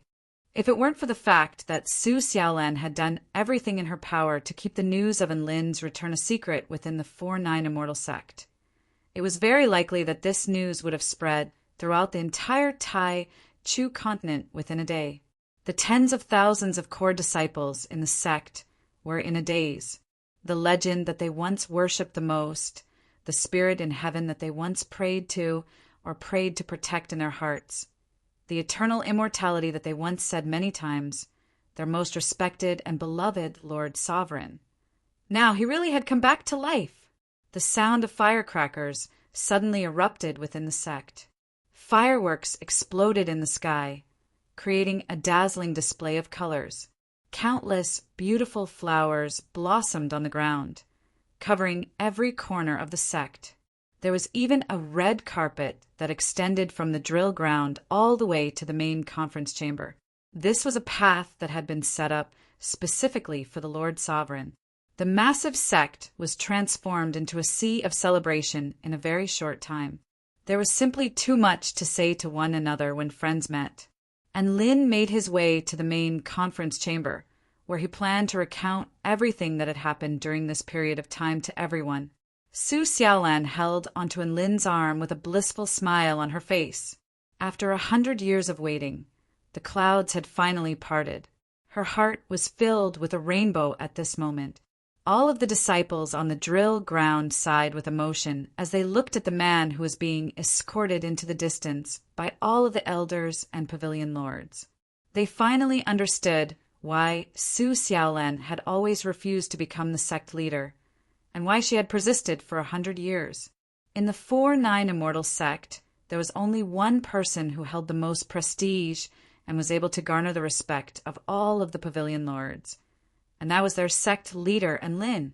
All of the newbie disciples were also sighing with emotion when someone suddenly discovered that something was amiss. Where's Brother Sun, who was responsible for showing us around the new sect? A female disciple asked with a confused expression. A male disciple pointed in the direction of Enlin. He seems to have left with Enlin. It's as if he doesn't care about anything and only has eyes for sect leader Enlin. Another male disciple paused momentarily before asking, "So you're saying that we've been abandoned?" Everyone suddenly fell silent. No one answered. The naked reality was a bit cruel. "What do we do now?" a female disciple asked with a pitiable expression after a long while. Another long period of silence ensued. Even Sun Yulua had disappeared, and they were in complete despair. Meanwhile, on the way to the conference chamber, "Big brother in, I'm already a return to Void Stage Dog now. I've also received the title of White Wind Divine Dog, woof." Dabai looked at Enlin with a smug expression as he wagged his snowy white tail. The advancement of the realm did not change its cute and wretched appearance. It could not raise its level of coolness. Master, Littling is also very powerful now. I'm also a return to Void Stage, super mighty figure. Yi Ling hurriedly spoke as if she was afraid that she would receive too little praise. She didn't forget to glance at Dabai as she spoke as she latched onto Enlin's sleeve. At this moment, this goddess of death, for the first time, revealed the appearance of a little girl using Douqi. "I've heard about all of you from Xiaolan. I have to say, all of you are very powerful." And Lin couldn't help but sigh with emotion as he patted Yi Ling's head with a faint smile. "Especially you, Missing and Celestial Immortal. You are a top prodigy of the new generation in the Celestial Court and even the Kingdom of the 9 States." Yi Ling blushed with embarrassment after having her title exposed by Enlin, and she stammered, I, because Master gave me a new life, and I don't want to forget about Master. Why are you saying that?" And Lin flicked Yi Ling's forehead with a smile. "That's a nice name. You can use this Dao name from now on." Yi Ling raised her eyebrows, and her eyes shimmered as if she had gone through countless emotions. She nodded with a resolute expression. "That's right. Then I'll still be Missing and Celestial Immortal." She had originally chosen this Dao name to commemorate Enlin, but now that Enlin had returned, she could continue to use this Dao name. who said that she couldn't use this Tao name anymore after entering the conference chamber. And Lin looked at his beast pets, friends, and servants with a forlorn expression. He hadn't seen them for 100 days, and everyone had changed so much. Unbeknownst to him, everyone else was looking at him with even more forlorn expressions. After all, they hadn't seen each other for 100 years. And Lin looked around and was a little confused. Where are Xiao Zhe, Xiao Chou, and the others? Why doesn't everyone seem to be here? Chapter 1478. Su Xiaolan immediately provided an explanation upon hearing An Lin's words. They're all defending the border of the Kingdom of the 9 States. We've only just returned from a mission, and that's why we're here at the 4-9 Immortal Sect. And Lin felt like the war was going to be even more intense than he had imagined upon hearing this. Xiao Zhe and Xiao Tu are the 2 most powerful beings in our 4-9 Immortal Sect. They're stationed at the ancient Void State with many powerful beings from the Dragon Pavilion, and are facing the most direct attacks from the Heavenly Human Tribe on the Eastern Front, Su Xiaolan explained. There were almost no powers on the Eastern Front that could cooperate with the Kingdom of the 9 States to stop the Heavenly Human Tribe, so most of the 4-9 Immortal Sect's forces were deployed on the Eastern Front. Holy Leader, our Blood Pavilion is responsible for guarding the Southern Front, and they've been working very hard. How about you give us some holy blood so we'll be more motivated? Cassidy's voice was mellow as she stared intently at An Lin. My blood is poisonous and only returned to void final stage mighty figures can handle it. Don't drink it, An Lin cautioned. If such powerful blood tribe cultivators were to commit suicide from drinking his blood, then they would be screwed. Don't worry, at least half of the Blood Pavilion can drink your blood now. Me, Merlin, Tobias, Ada, Jeanling, Jean Yao, Bryce, Jesse. Cassidy spoke with a smile. That's awesome. And Lin praised from the bottom of his heart. All of the Blood Pavilion members were at the Return to Void Intermediate Stage or above, and there were 8 at the Return to Void Pinnacle Stage. A vibrant smile appeared on Cassidy's face upon hearing An Lin's praise. If it weren't for the fact that Su Xiaolan was still beside her, she actually wanted to wrap her arms around the Holy Leader's neck and have a good chat with her. After all, she had improved so much during these past few years, so shouldn't the Holy Leader reward her a little? And Lin was very grateful toward these loyal blood tribe servants who had disappeared for 100 years, and he immediately gave Cassidy a small vial of blood. It's been 100 years. I've waited for 10 years, and I've been lost and in darkness. Cassidy's body trembled as tears welled up in her eyes, and she began to sob uncontrollably. Thank God I didn't give up. The corner of An Lin's mouth twitched slightly. Those who didn't know better would think that this scene was very touching, but he knew that at least half of it was because of the blood in the bottle. Our Realm Pavilion is also responsible for guarding the Southern Front, so we have no issues with our manpower and combat power. Let's fight a war of attrition and exhaust them to death. And Lin nodded slightly. The Divine Mirror World was the foundation of the Realm Pavilion, which meant that they were using the foundation of an entire world to fight against the Realm Pavilion. The Divine Mirror World was showing more and more signs of becoming a high-rank world. Ever since the Realm Core had become complete, it had been developing at an even better rate.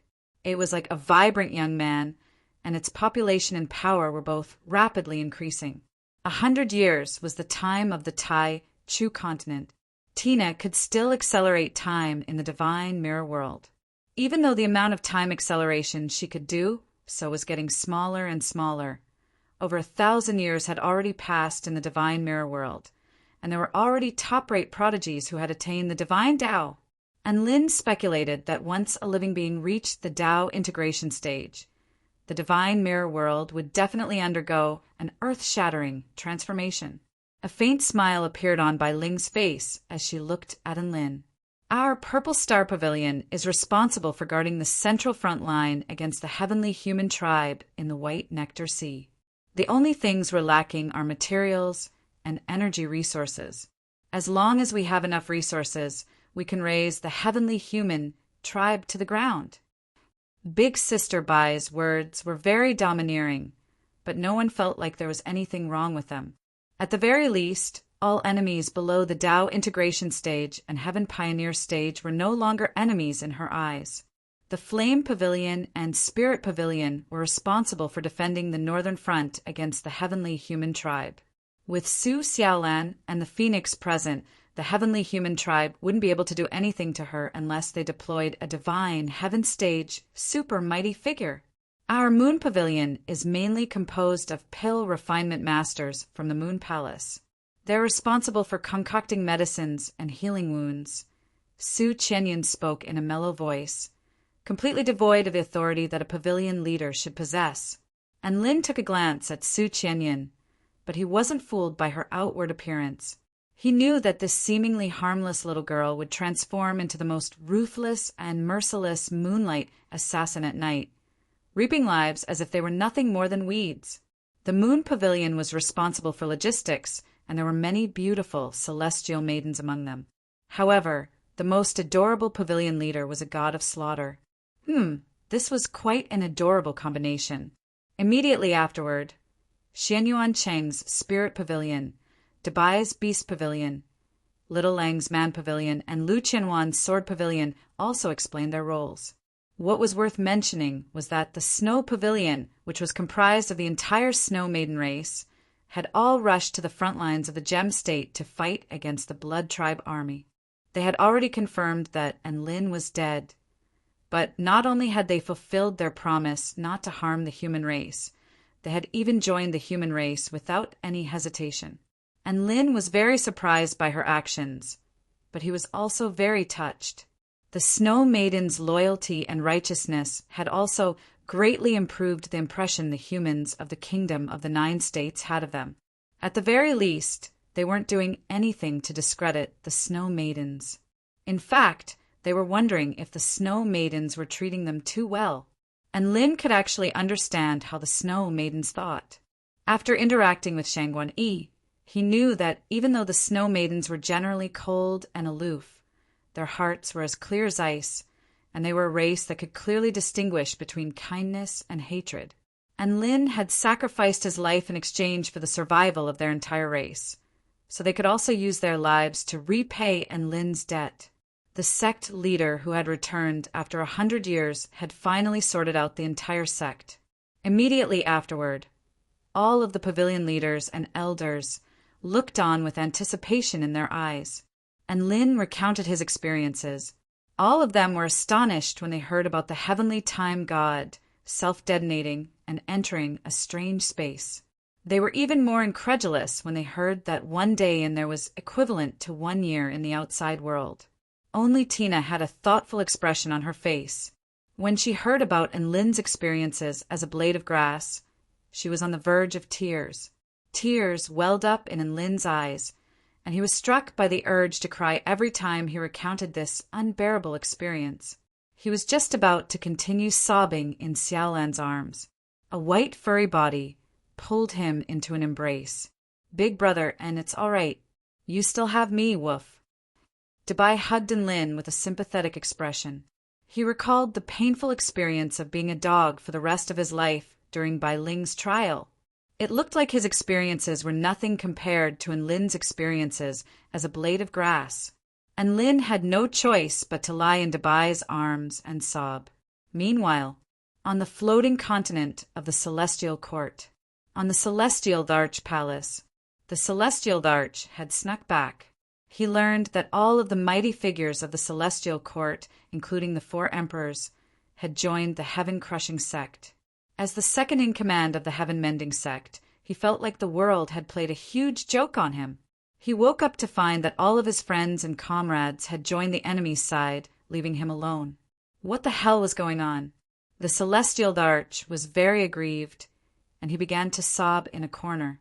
Chapter 1479.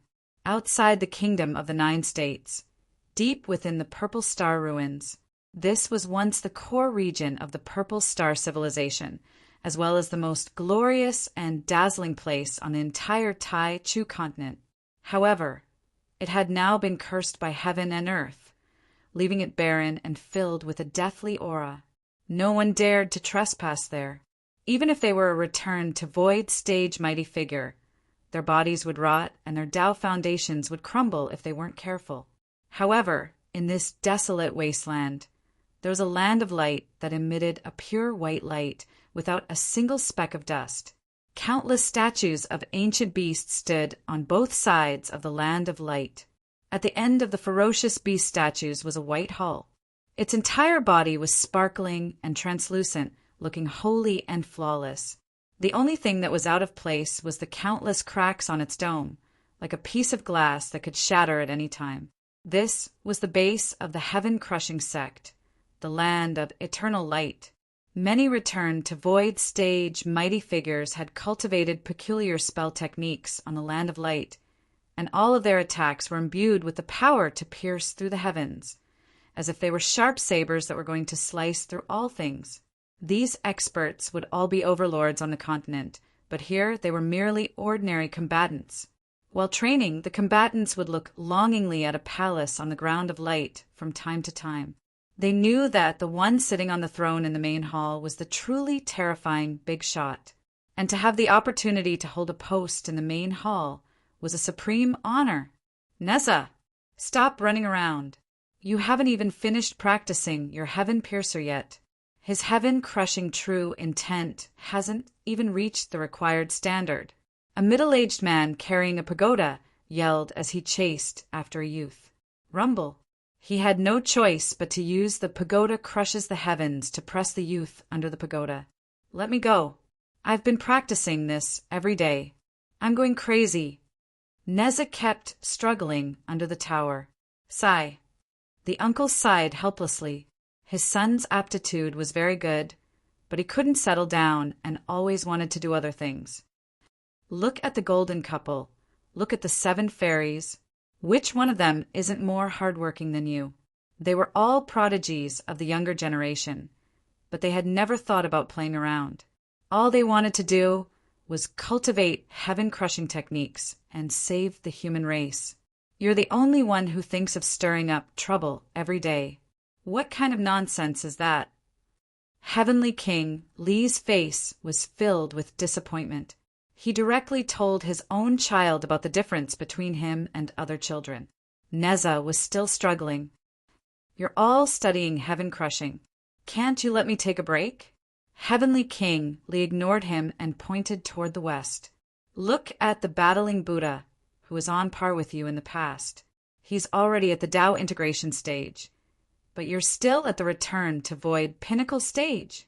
He's even mastered a paramount heaven-crushing technique like the finger of the heavenly Tao, yet you're still learning the most basic heaven-crushing spear. Neza! The poor child finally gave up struggling.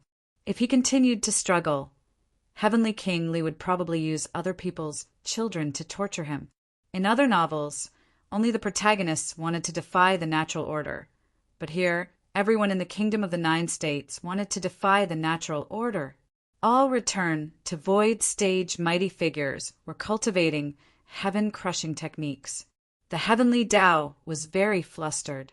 Representatives of the heavenly Tao had far fewer opportunities to show themselves in battle than before. This was because as soon as they appeared, they would be captured by a bunch of crazed heaven-crushing sect powerful beings to try out the effects of their heaven-crushing techniques. Wasn't it all for this day? In the land of eternal light, aside from a few dozen returned to void stage mighty figures who were diligently cultivating heaven-crushing techniques, everyone else was fighting on the front lines to protect the human race. Not only did the heaven-crushing sect have powerful beings from all over the continent, but it also had powerful beings from almost all of the human race. The 4 super-immortal sects, the 4 emperors of the celestial court, the 9 imperials, the human race had no choice but to fight with everything they had. If the celestial court was the pillar of the human race and the 4-9 immortal sect was the hero of the human race, then the heaven-crushing sect was the sharpest sword of the human race. The only regrettable thing for the human race was that the 4-9 immortal sect didn't join the heaven-crushing sect. Due to this, the 4-9 Immortal sect was still the subject of much criticism, while all of the mighty figures were diligently cultivating. A handsome youth in a brownish-yellow linen robe suddenly appeared in the land of eternal light before making his way toward the palace. All of the mighty figures were given a fright upon seeing this. This was a new face that they had never seen before. "Who goes there?" Heavenly King Li let loose an enraged roar, and the golden pagoda in his hand exuded a vast might as he stared at the youth with a cautious expression. All of the other mighty figures also began to unleash their powers upon seeing this. It was as if they were going to kill the youth if he did anything out of line. It was very likely that this was a member of the heavenly human tribe or a representative of the heavenly Tao. A warm smile appeared on the youth's face as he looked at all of these powerful beings. He didn't display any hostility toward them, and he merely nodded slightly before continuing onward. Everyone didn't even have a chance to react. The door to the only palace in the land of eternal light suddenly swung open. A flawless female in a flowing white dress with translucent skin floated through the air. There was an expression of excitement on her face. Mistress Shui Yan. Najah looked at the female with a hint of reverence and adoration in his eyes. Shui Yan was extremely beautiful. Ever since Najah had first laid eyes on her, he felt as if his heart had been pierced by a spear, and his heart was about to explode.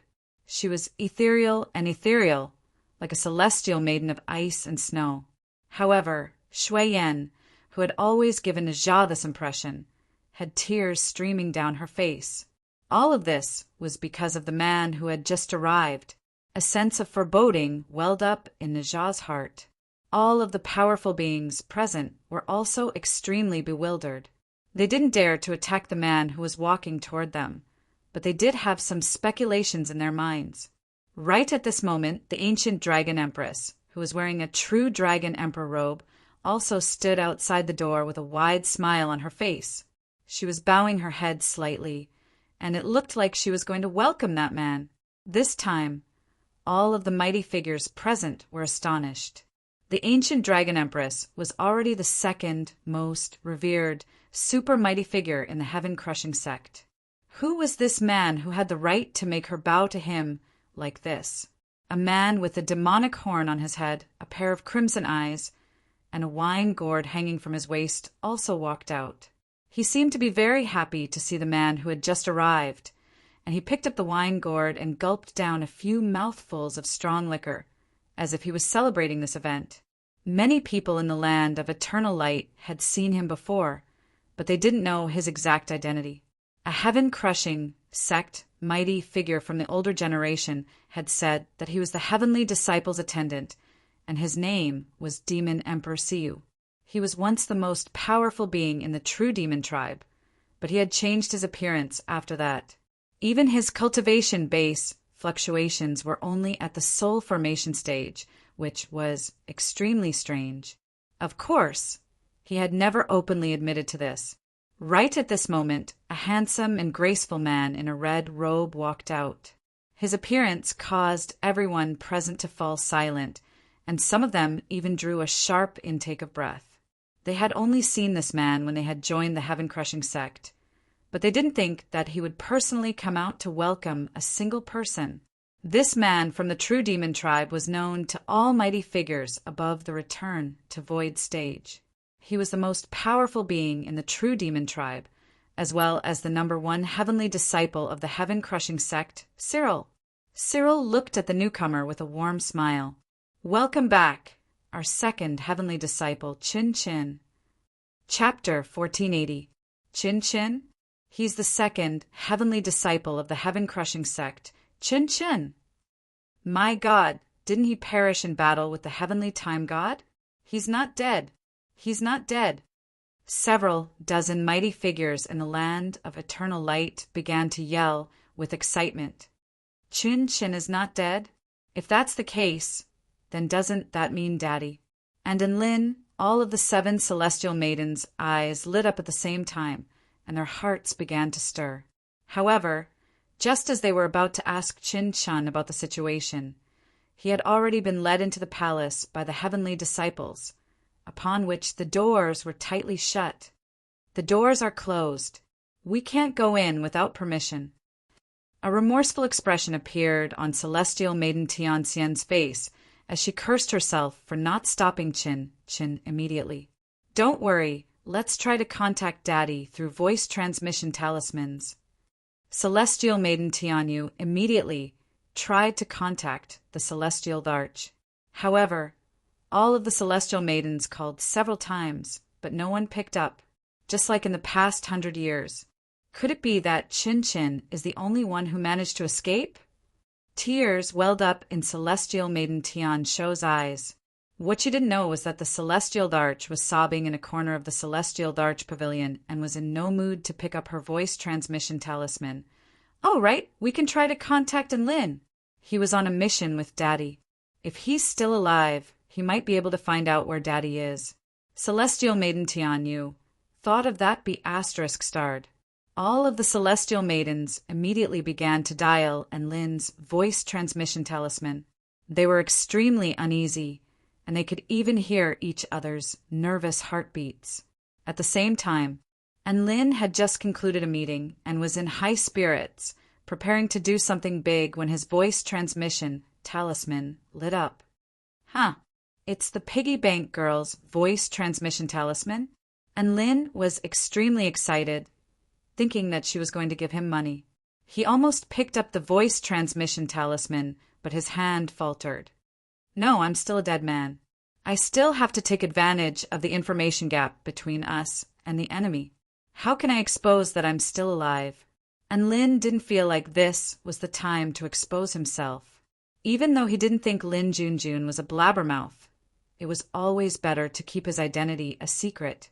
After all, the walls had ears. He thought about it and decided to ignore it.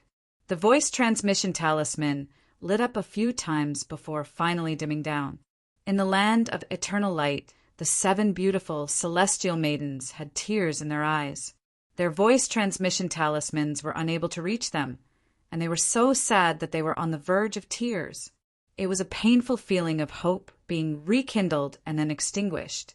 Never would Enlin, who was far away at the 4-9 Immortal Sect, would have thought that a phone call he couldn't be bothered to pick up would make the 7 celestial maidens cry. At the same time, inside the only palace in the land of eternal light, the heaven-breaking, glazed palace, Chun sat on his throne. There were only 4 seats in the entire heaven-crushing, glazed palace, and all the other members were standing. Even the Tao integration stage, super mighty figures were no exception. Cyril, Chen, and the ancient Dragon Empress took their respective seats. The man with a wine gourd around his waist was extremely beautiful, and the 6-winged woman from the Light Wing clan stood beside the 3 emperors like guards. There was another empty seat. It was waiting for someone. Aside from them, there were also 5 other Tao integration stage super mighty figures present. Of course, this wasn't the full strength of the heaven-crushing sect. After all, a large portion of the heaven-crushing sect's forces had already been deployed to the Kingdom of the 9 States and the Western Paradise. However, this was also the most powerful force of the heaven-crushing sect, as the heavenly disciples and their servants were all present. Chin, I've always believed that you're still alive. How could a mere heavenly time god kill you? Cyril spoke, first with a smile on his face as he looked at Chin. Chin smiled faintly and didn't say anything. His expression was still as calm as ever. It's been a whole 100 years. What on earth have you been through? Shui Yan looked at Chin with a concerned expression. However, her hands didn't stop as she smoothly brewed a pot of hot tea for Chin. The ancient Dragon Empress, Cyril, and the other Tao integration stage, super mighty figures, all turned to look at Chin with curiosity on their faces. Chin took a sip of tea. It's been 100 years for you, but it's only been 100 days for me. Everyone erupted into cries of surprise upon hearing this. Immediately afterward, Chun recounted what he had experienced in that strange space. All the living beings exclaimed in astonishment upon hearing this. Cyril also felt like this was quite novel. That space is probably the place closest to the essence of the heavenly Tao, right? You should have spent more time researching there. A day in heaven is a year on earth. I'm afraid that if I spent any more time researching there, the Tai Chu continent would have disappeared, Chin Chin said in a calm and honest voice. Cyril was left speechless upon hearing this. In reality, there really wasn't much time left for the Tai Chu continent. However, there's one thing that's not bad. You've obtained Enlin's friendship. Cyril suddenly smiled. A smile appeared on Chen Chen's face upon hearing the mention of Enlin. Indeed, the ancient dragon empress stared at the two of them with a blank expression. She didn't know why they were so happy. Could it be that, in comparison to successfully escaping after being trapped for 100 years, Enlin's friendship was more important? Is there something that I don't know about? The ancient dragon empress felt an indescribable sense of injustice as she looked at the happy Cyril and Chen Chen. They were both heavenly disciples. But why was there such a huge disparity between them? She had slain the heavenly speed god and was proficient in most of the heaven-crushing techniques. What secrets did Enlin have that she couldn't know about?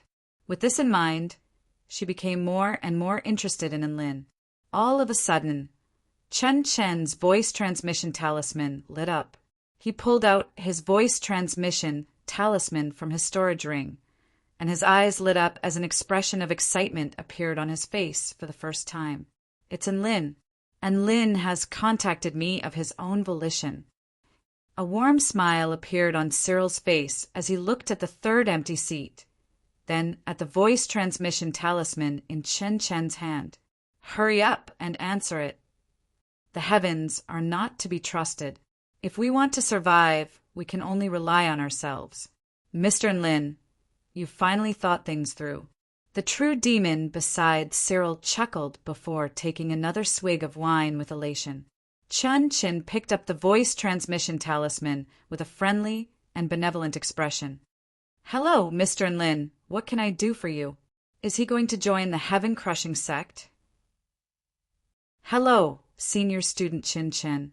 Enlin's friendly voice sounded from the other side of the voice transmission talisman. Can you teach our 4-9 immortal sect the techniques of the heaven-crushing sect for the sake of the human race? Chun Chen was elated. Mr. Enlin, I'm very happy that you finally thought things through. The 4-9 immortal sect was an extremely powerful sect. If the 4-9 immortal sect could join them, the heaven-crushing sect would be like a tiger that had grown wings. You've thought things through? And Lin was dumbstruck for a moment before coming to a sudden realization. Oh, that's right, I've thought things through. The 4-9 immortal sect can only forge a better future with the heaven-crushing sect. Speaking of which, are you going to send a master here to teach our members, or are we going to the heaven-crushing sect to learn? Since you've already joined the heaven-crushing sect, come to the land of eternal light. You can also get to know the other members of the heaven-crushing sect. Chun Chin smiled. The voice transmission talisman fell silent. I don't think I said I was going to join the heaven-crushing sect, and Lin said in a feeble voice. Chun Chen's expression shifted. Then why did you say you wanted the members of the 4-9 immortal sect to learn the heaven-crushing techniques? What I meant was, for the sake of the human race, can the heaven-crushing sect teach the mighty figures of our sect the heaven-crushing techniques? And Lin paused momentarily before continuing. To put it simply, our 4-9 immortal sect would like to learn the spell techniques of your heaven-crushing sect for free. Is that okay? The heaven-crushing, glazed palace fell silent. Chin Chin. Chapter 1481. They had been elated for a long time, and they thought that Enlin was going to join the heaven-crushing sect with the 4-9 immortal sect. In the end, he just wanted to freeload spells. Chun Chen felt as if a mouthful of blood was stuck in his chest and was about to spurt out. Wasn't that too wishful thinking? Do you think the members of the heaven-crushing sect are retarded? He doesn't even want to join a sect. Yet he wants us to hand over our most important heaven-crushing techniques. Who gave him the courage to do so? Senior Chin Chin, can I? It's okay if you can't, I won't force you. And Lin's voice came from the voice transmission talisman. It seemed that he was about to hang up. Sure, fellow Taoist and Lin. Chin Chin immediately said, I'm willing. The heaven-breaking, glazed palace fell silent again. All of the Tao integration stage, mighty figures, and heavenly disciple servants were astonished. The ancient Dragon Empress was even more dumbstruck. What just happened? And Lin successfully hooked up with the heaven-crushing sect for free? Was this still the mysterious and indifferent Emperor Chin Chin that they knew? Cyril was the only one who smiled and nodded lightly as if to say, well done. Ha. Thank you so much, Senior Student Chin Chin. I thank you on behalf of the entire 4-9 Immortal sect and the entire human race. And Lin spoke with excitement. You're welcome. As long as you're happy, Chin Chin said. Then who will teach our sect's students? And Lin asked curiously. The ancient Dragon Empress. She's mastered her heaven-crushing techniques very well, and she's mastered them systematically, so it's very easy to teach. Chin Chin smiled. Huh? That dragon princess who shed tears of blood at the slightest provocation? And Lin seemed to be astonished. The ancient Dragon Empress' face convulsed upon hearing this, but she forced herself to maintain a dignified facade. Yes, that's her. Chin Chin didn't deny it, and then said, If you're not satisfied, I can also personally come to your house to serve you. Ancient Dragon Empress, Shui Yen, all the Tao integration stage mighty figures. There's no need. There's no need to trouble Senior Chin Chin. I'll listen to your arrangements. And Lin seemed to be very happy. His tone was especially light, as if he didn't realize that there was anything wrong with this method of communication. However, in the eyes of the other Super Almighties, this conversation was like the collapse of the world and the collapse of their personas. It gave them an indescribable impact. Was this still the Chin Chin they knew? Or was this still the Enlin they knew? Chin Chin had actually become so easygoing in front of him. He was the second heavenly disciple of the heaven-crushing sect. The two of them chatted for a while longer before reluctantly hanging up the voice transmission talisman. Chin Chin turned toward the ancient Dragon Empress with a serious expression. Ancient Dragon Empress, you have a rather important mission. The ancient Dragon Empress massaged her brows. All right, I know. He's teaching the 4-9 Immortal sect the heaven-crushing lineage spell techniques, right? It was easy to talk to smart people. Chin Chin nodded and said, That's right, and don't hold back. Teach them as many as you can. They will be a great help to our plan. The ancient Dragon Empress looked up at Chin Chin. Can I ask you a question? Who is Enlin, and why do all of you hold him in such high regard? Of course. She wasn't asking about the identity that Enlin had revealed. Instead, she was asking about the hidden identity that both the first heavenly disciple and the second heavenly disciple held in such high regard. Chin Chin fell silent for a moment. All of the Tao integration stage, super mighty figures, pricked up their ears nervously. Well, his identity is very special, and even we can't completely glean it. However, Chin Chin hesitated, as if he didn't know whether he should reveal this secret to the ancient Dragon Empress. Let me put it this way. Cyril suddenly interjected. If Enlin agrees to join the heaven-crushing sect and carry out our plan together, then our heaven-crushing sect plan's success rate will more than double. Boom! This sentence exploded in the ancient Dragon Empress' mind like a clap of thunder. She stood there in a daze, his words echoing in her mind. More than double the success rate? That's insane, the ancient Dragon Empress murmured to herself. Although she was still unclear about Enlin's identity, she finally understood Enlin's importance. Thus, recruiting Enlin was indeed an extremely important matter for the heaven-crushing sect. Cyril shook his head with a wry smile and said, It's a pity that he has to join us willingly. Otherwise, we would have used force a long time ago. A determined expression appeared on the ancient dragon empress face. "I'm willing to go to the 4-9 Immortal sect and teach them everything I know in order to increase Lin's impression of us." Chun Chin and Cyril nodded in satisfaction. He had grasped the key point so quickly. This child is worth teaching 4-9 Immortal sect. And Lin, who had ended the voice transmission, had already told the good news to all the core members. He immediately received a wave of 666 and awesome. Without a doubt, this was a piece of great news. All of the powers on the Tai Chu continent had to join the Heaven-Crushing sect in order to learn the Heaven-Crushing sect techniques. However, the 4-9 Immortal sect was able to obtain the opportunity to learn the Heaven-Crushing sect techniques without paying anything at all. Apparently, the Heaven-Crushing sect's fourth heavenly disciple, the ancient Dragon Empress, had even provided the service to them. Wait, they did have to pay a price. For example, Lin's face, if it weren't for the fact that this was coming from Lin's mouth, they would never have believed that such a good thing could happen. It looks like our decision not to join the Heaven-Crushing sect without the sect leader's consent was a brilliant one. Now, we have freedom and spell techniques to learn. This is fantastic. Son, Yulua smiled. There is nothing in this world that the holy leader can't do. An expression of reverence appeared on Cassidy's face. Xiaolan, do you know how important my face is now? And Lin chuckled. Su Xiaolan rolled her eyes. Look at you. Don't fall for their sugar-coated bullets. All right. Do I look like the type of human who would take the bait so easily? And Lin waved a nonchalant hand.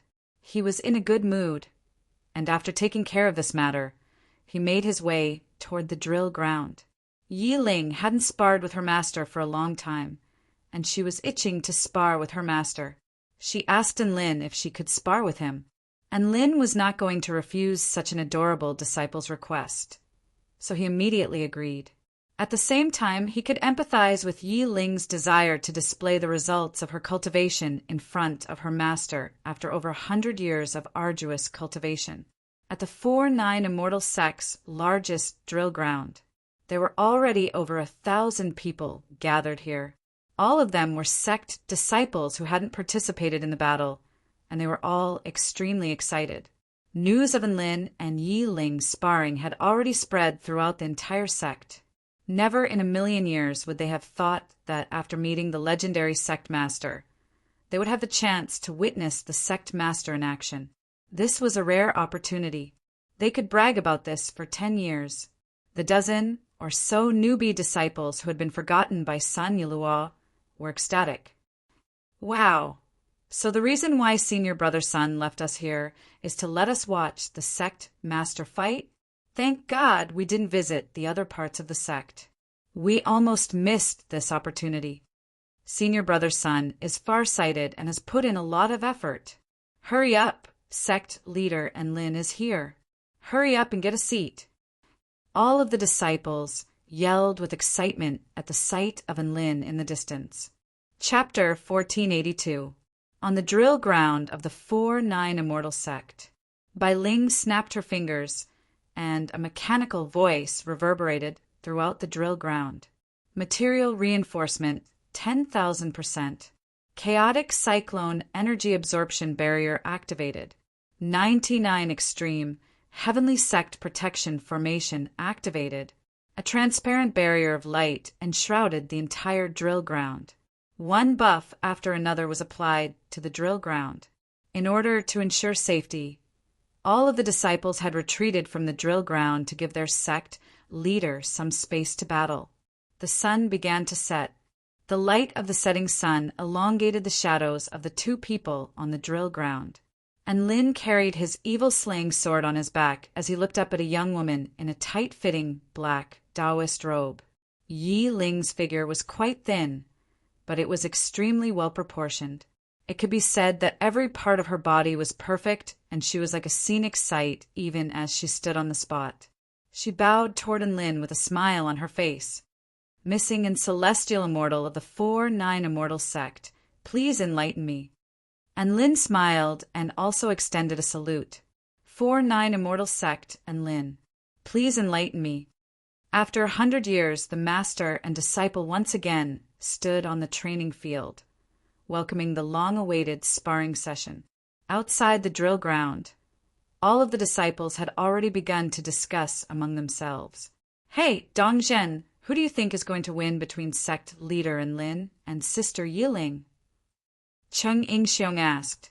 The 5-tailed female fire fox rolled her eyes. How did you come up with such a retarded question? A light blush appeared on Cheng Yingxiong's face. He was only trying to find a topic to talk to Dongzhen about, but he didn't think that he would be scolded so mercilessly. It's quite clear that our sect leader is going to win. Is there any doubt about that? Gongxi Chen analyzed with an amused expression. Sister Yiling is extremely talented and is only at the pinnacle of the return to void initial stage, but she is already able to unleash power far beyond her cultivation base. However, don't forget that sect leader in Lin has once thrashed return to void final stage mighty figures at the soul formation stage. Dong Zhen chimed in. Furthermore, he's able to pummel a Dao integration stage super mighty figure at the return to void stage. No matter how powerful senior sister is, there's no way she can do that, right? All of the core disciples of the 4-9 Immortal Sect were well aware of sect leader and Lin's glorious feats. It was precisely because there was a huge mountain like in Lin in front of them that these sect geniuses became very humble. They never felt that they were very powerful, and their mentality on the path of seeking Tao had always been neither arrogant nor rash. Little did they know that in the eyes of the cultivators in the outside world, the talents of these sect disciples were monstrous. Some of the disciples collected the sect leader sayings, and one of the sayings especially shocked the disciples, and that was sect leader in Lin had once said that he was just an ordinary soul formation cultivator. Look, since the sect master was being so humble, what right did they have to be arrogant? Therefore, when the disciples slayed demons and shocked everyone, when they were praised and envied by thousands of creatures, they would always say, very ordinary, I'm really a noob, and so on modestly. They were never arrogant or complacent. These humble words often shocked all living beings to the point of being speechless. For some reason, the 4-9 Immortal Sect's reputation was elevated once again due to the disciples' modesty. The disciples were also very happy to carry the spirit of sect leader to greater heights on the drill ground of the 4-9 Immortal Sect. Cheng Yingxiong was still persevering. There are no absolutes in this world. What if the sect leader gets careless? Dong Zhen interrupted Cheng Yingxiong with a cold chuckle as she crossed her arms over her voluptuous chest. There's no such thing as what if. If sect leader in Lin loses, I can go on a date with you. Huh. Cheng Yingxiong's eyes widened, and his mouth gaped open so wide that an apple could fit in it. Don't think I don't know what you're thinking. I've known for a long time that you like me. If sect leader and Lin loses, I'll give you a chance, Dongzhen said in a straightforward manner. You can do that. Cheng Yingxiong's heart thumped in his chest, and a blush appeared on his face. Things had developed like a rabid dog that had escaped from its leash, and it had already far exceeded his expectations. Thus, among the crowd of cheering sect leader and Lin on the drill ground, there was a brawny man cheering Yiling on and Lin, and Yiling stood at the center of the drill ground, and the atmosphere became more and more tense as they looked at each other. And Lin felt like a normal sparring match wouldn't be exciting enough. Thus, he suggested that Yiling would win as long as she could draw blood from him. If she couldn't draw blood within 15 minutes, then she would lose. Of course, he wasn't going to use his evil-slaying sword, buff mystic techniques, or powers of the heavenly gods. Nor was he going to use his evading turtle technique to stall for time. Yiling agreed without any hesitation upon hearing Lin's proposal, and a scorching battle intent flashed through her eyes. She had finally found an opportunity to defeat her master. Yiling's aura suddenly transformed into a frosty and menacing one. In that instant, and Lin felt as if he had been targeted by a ferocious beast. Not only did chills run down his spine, but he was also struck by a sense of peril. Normal cultivators would most likely die before they even had a chance to sense danger. An opponent that could strike a sense of peril into Lin's heart was a clear indication of just how terrifyingly powerful she was. "Let's go," the woman said in a crisp, mellow voice. Before Lin had a chance to say anything, the woman's body disappeared on the spot. So fast! A black figure appeared before Lin in the blink of an eye, and her well-proportioned leg swept out in a crescent arc toward the side of Lin's neck like a scythe meant to reap lives.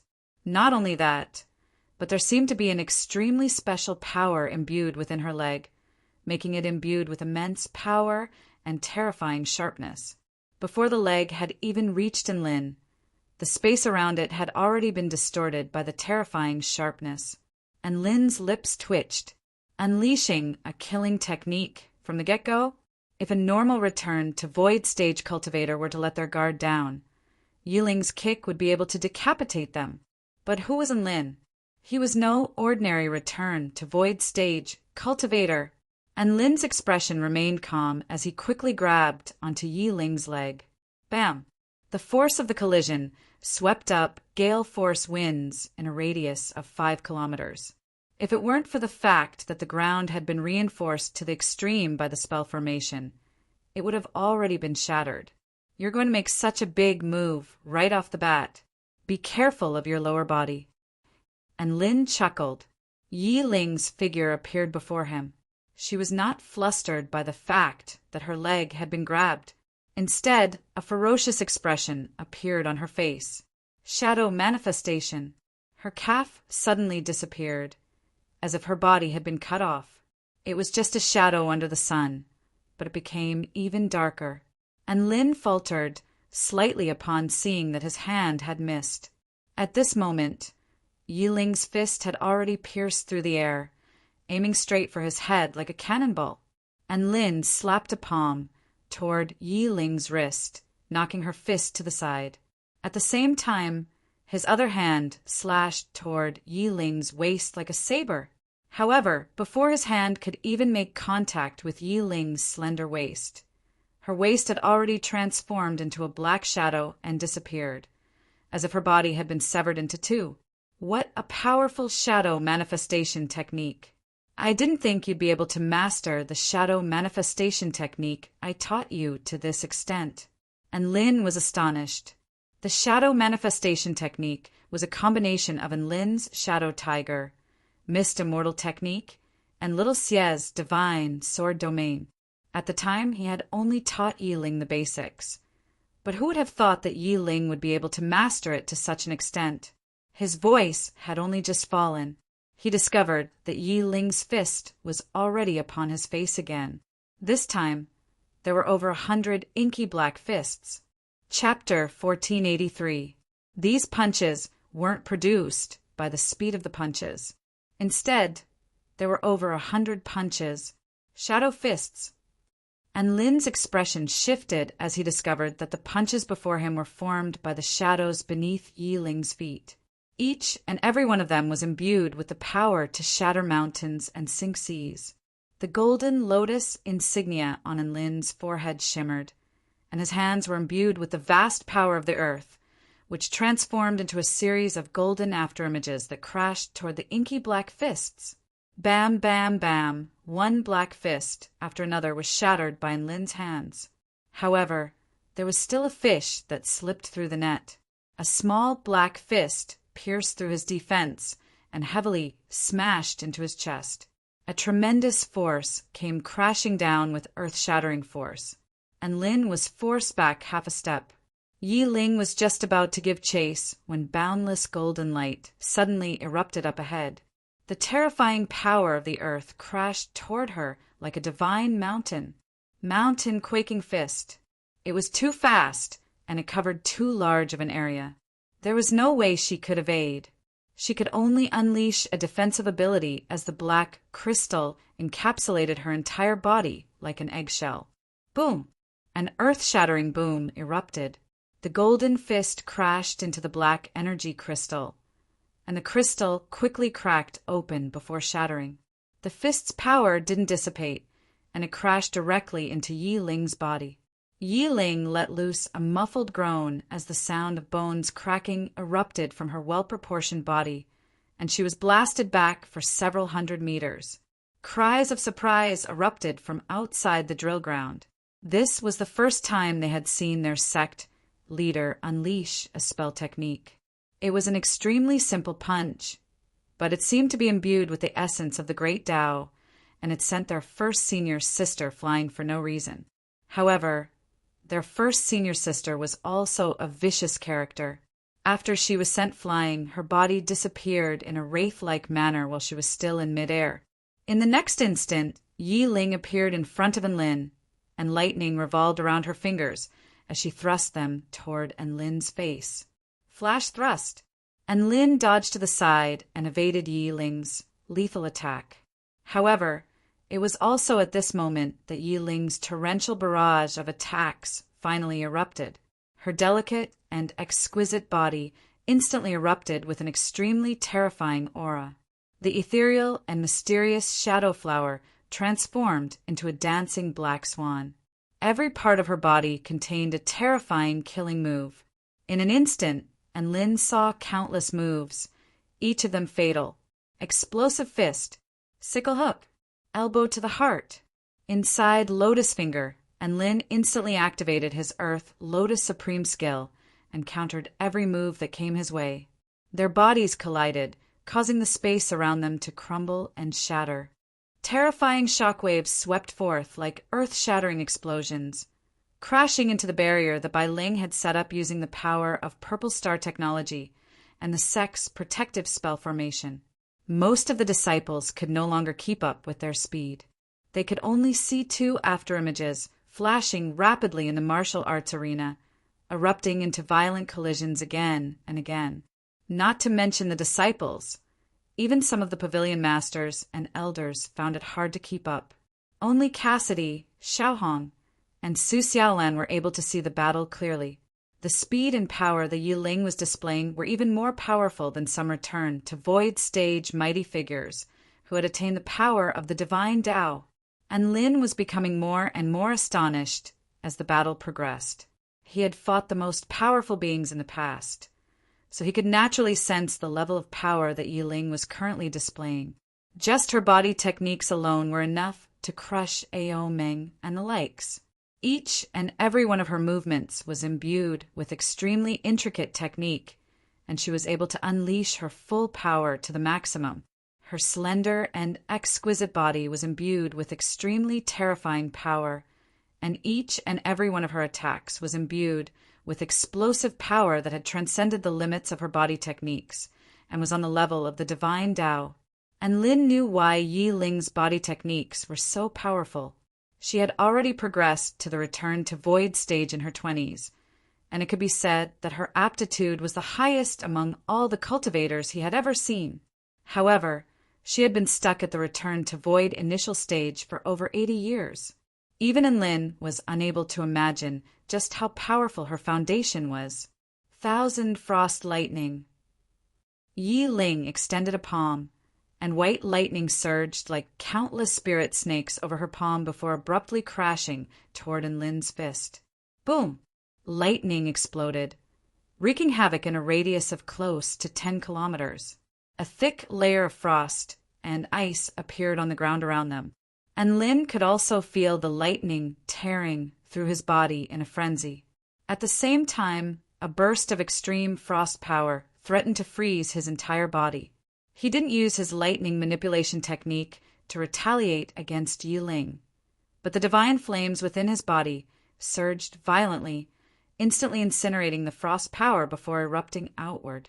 Yi Ling had only just unleashed her 1,000 frost lightning when Enlin's body began to glow brighter and brighter.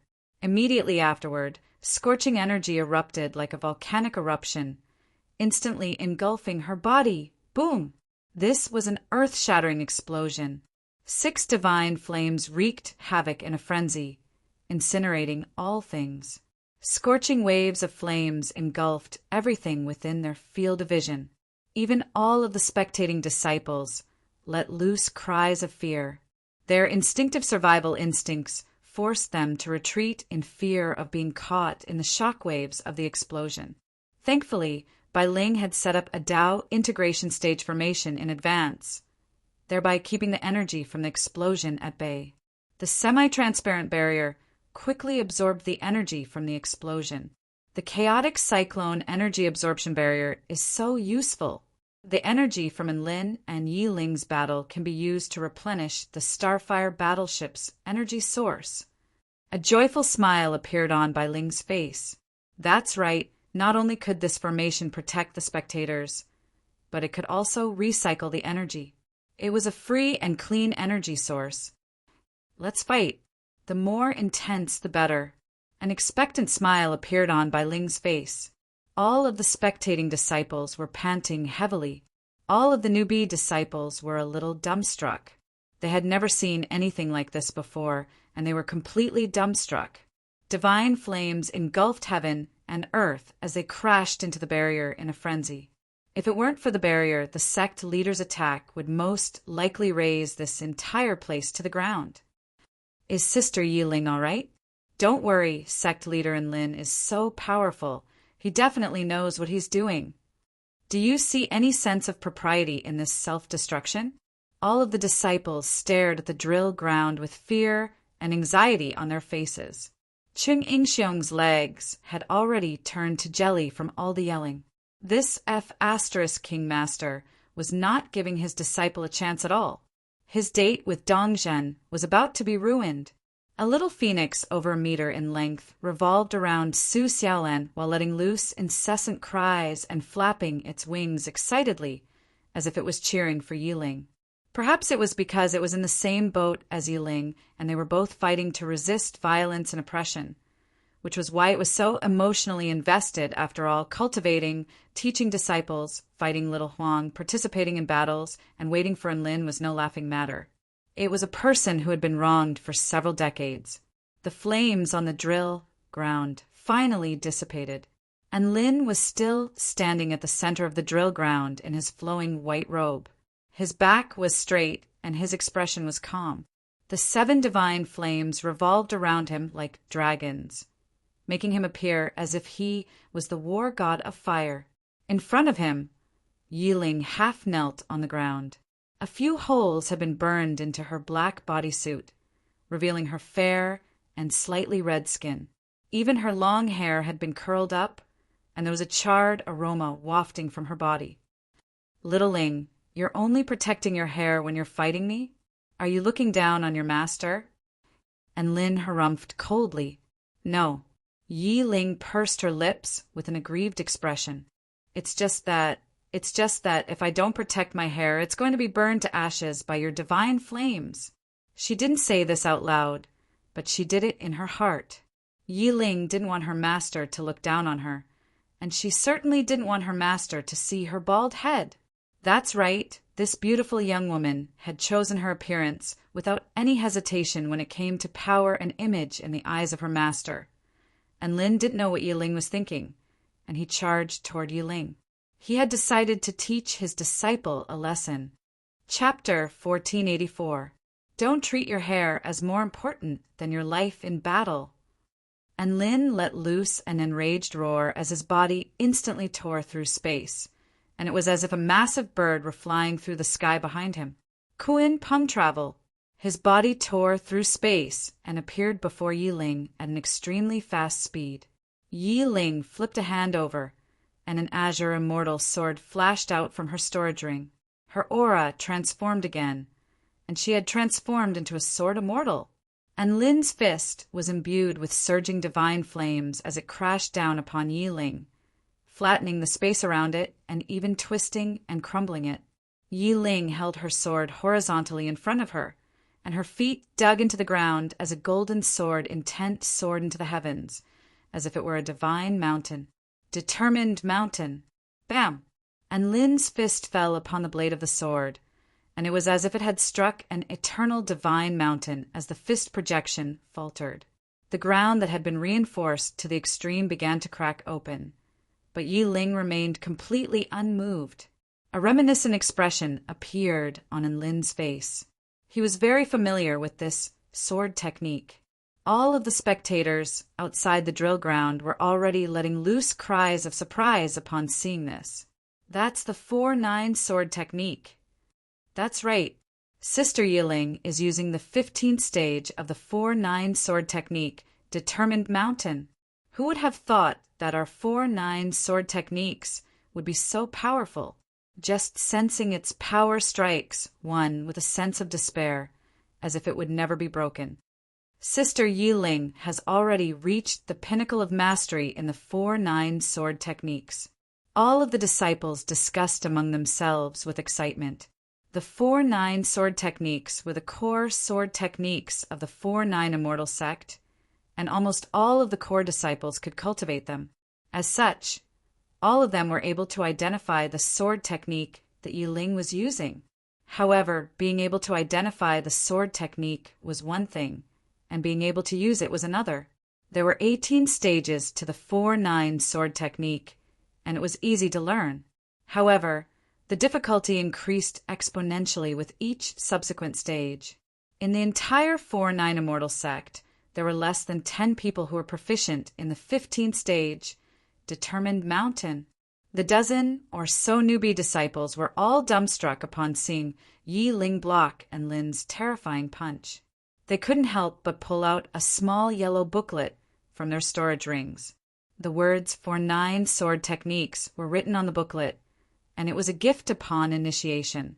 The sword technique that senior brother's son casually tossed out was actually so awesome, they felt as if they were dreaming. Just when everyone was either sighing or in shock, a cracking sound suddenly rang out. Yi Ling's body was slightly hunched over, and cracks finally began to appear on her sword intent defense, which was only growing larger and larger. Your 4-9 sword techniques are pretty good. And Lin praised with a smile. His fist force increased once again.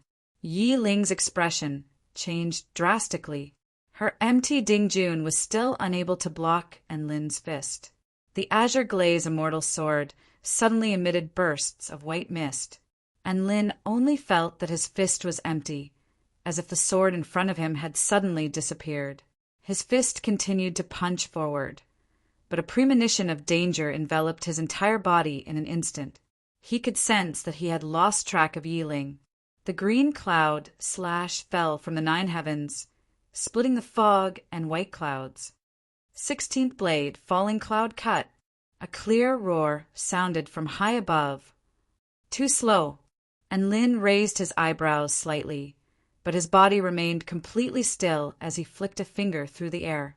Divine flames converged to form an arrow that instantly pierced through space, leaving a lethal trajectory in its wake. This was a derivative cultivation method of the first stage of his wings of true fire, the Crimson God arrow. His arrow was even faster than Yi Ling's falling cloud cut.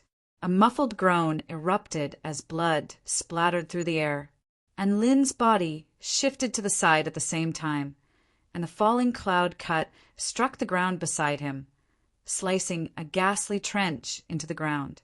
When he raised his head again, he was greeted by the sight of Yi Ling descending upon him. Her shoulder had already been scorched into a bloody hole, but there was no hint of panic on her face. Instead, there was a dangerous light flashing through her large, lively eyes. The immortal sword in Yi Ling's hand had already disappeared. Thus, she plummeted toward Lin like an injured little bird. A sense of danger suddenly welled up in Lin's heart. It was as if a ferocious beast had finally bared its fangs. A cold glint grew larger and larger in his eyes. A silvery white light lit up the entire night sky. A young woman's hair danced in the air as the light of the setting sun elongated her shadow. Her lithe and graceful body descended at an extremely fast speed as she held a glowing dagger in her right hand.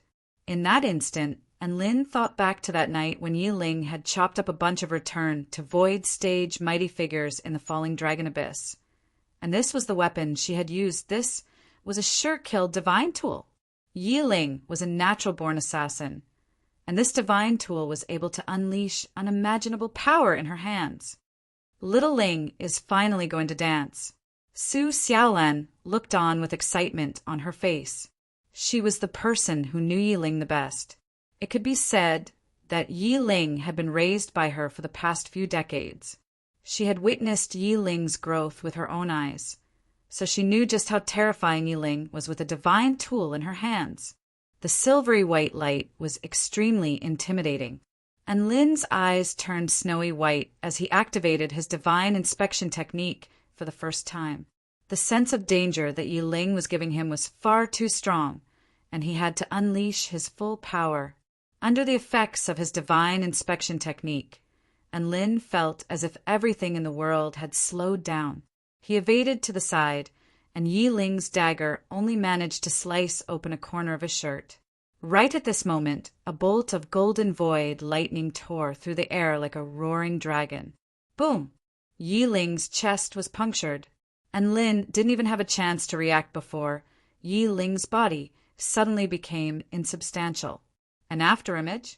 In the next instant, Yi Ling appeared behind Lin, and the silvery white dagger swept through the air at an even more terrifying speed. However, Lin seemed to be even faster than Yi Ling, and he didn't even have to turn around to evade Yi Ling's attack. Yi Ling flicked her wrist, and the dagger changed its trajectory as she charged forward again. All of a sudden, frosty light flashed, and each flash was a lethal sneak attack. She could attack from any location in space, from Lin's left, from Lin's right, from Lin's head, and from Lin's front. Not only that, but she could also suddenly jump out from shadows. Her shadow and Lin's shadow, and even the shadow of the pebbles and fallen leaves on the ground. Everything between heaven and earth had become her slaughterhouse, and she was the god of slaughter.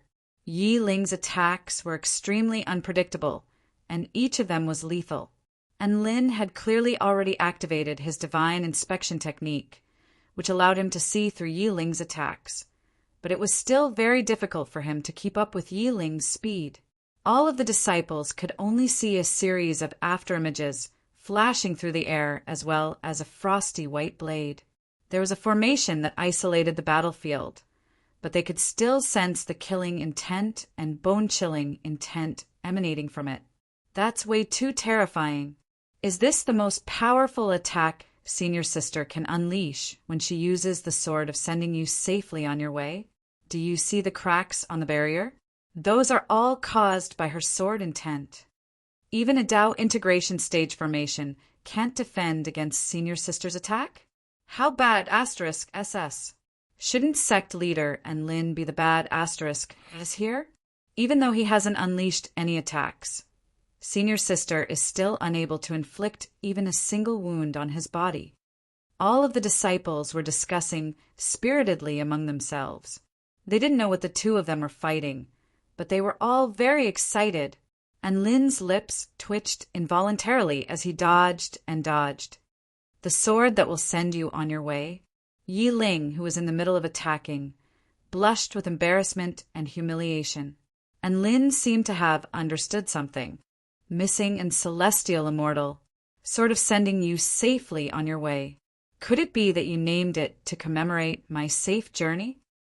Yi Ling's blush deepened, and she pursed her lips as she slashed her dagger through the air. It was as if she had silently agreed to this, and Lin couldn't help but burst into laughter. Why did such a powerful divine tool have such a lame name? Was Yi Ling inheriting his ability to name things as she pleased?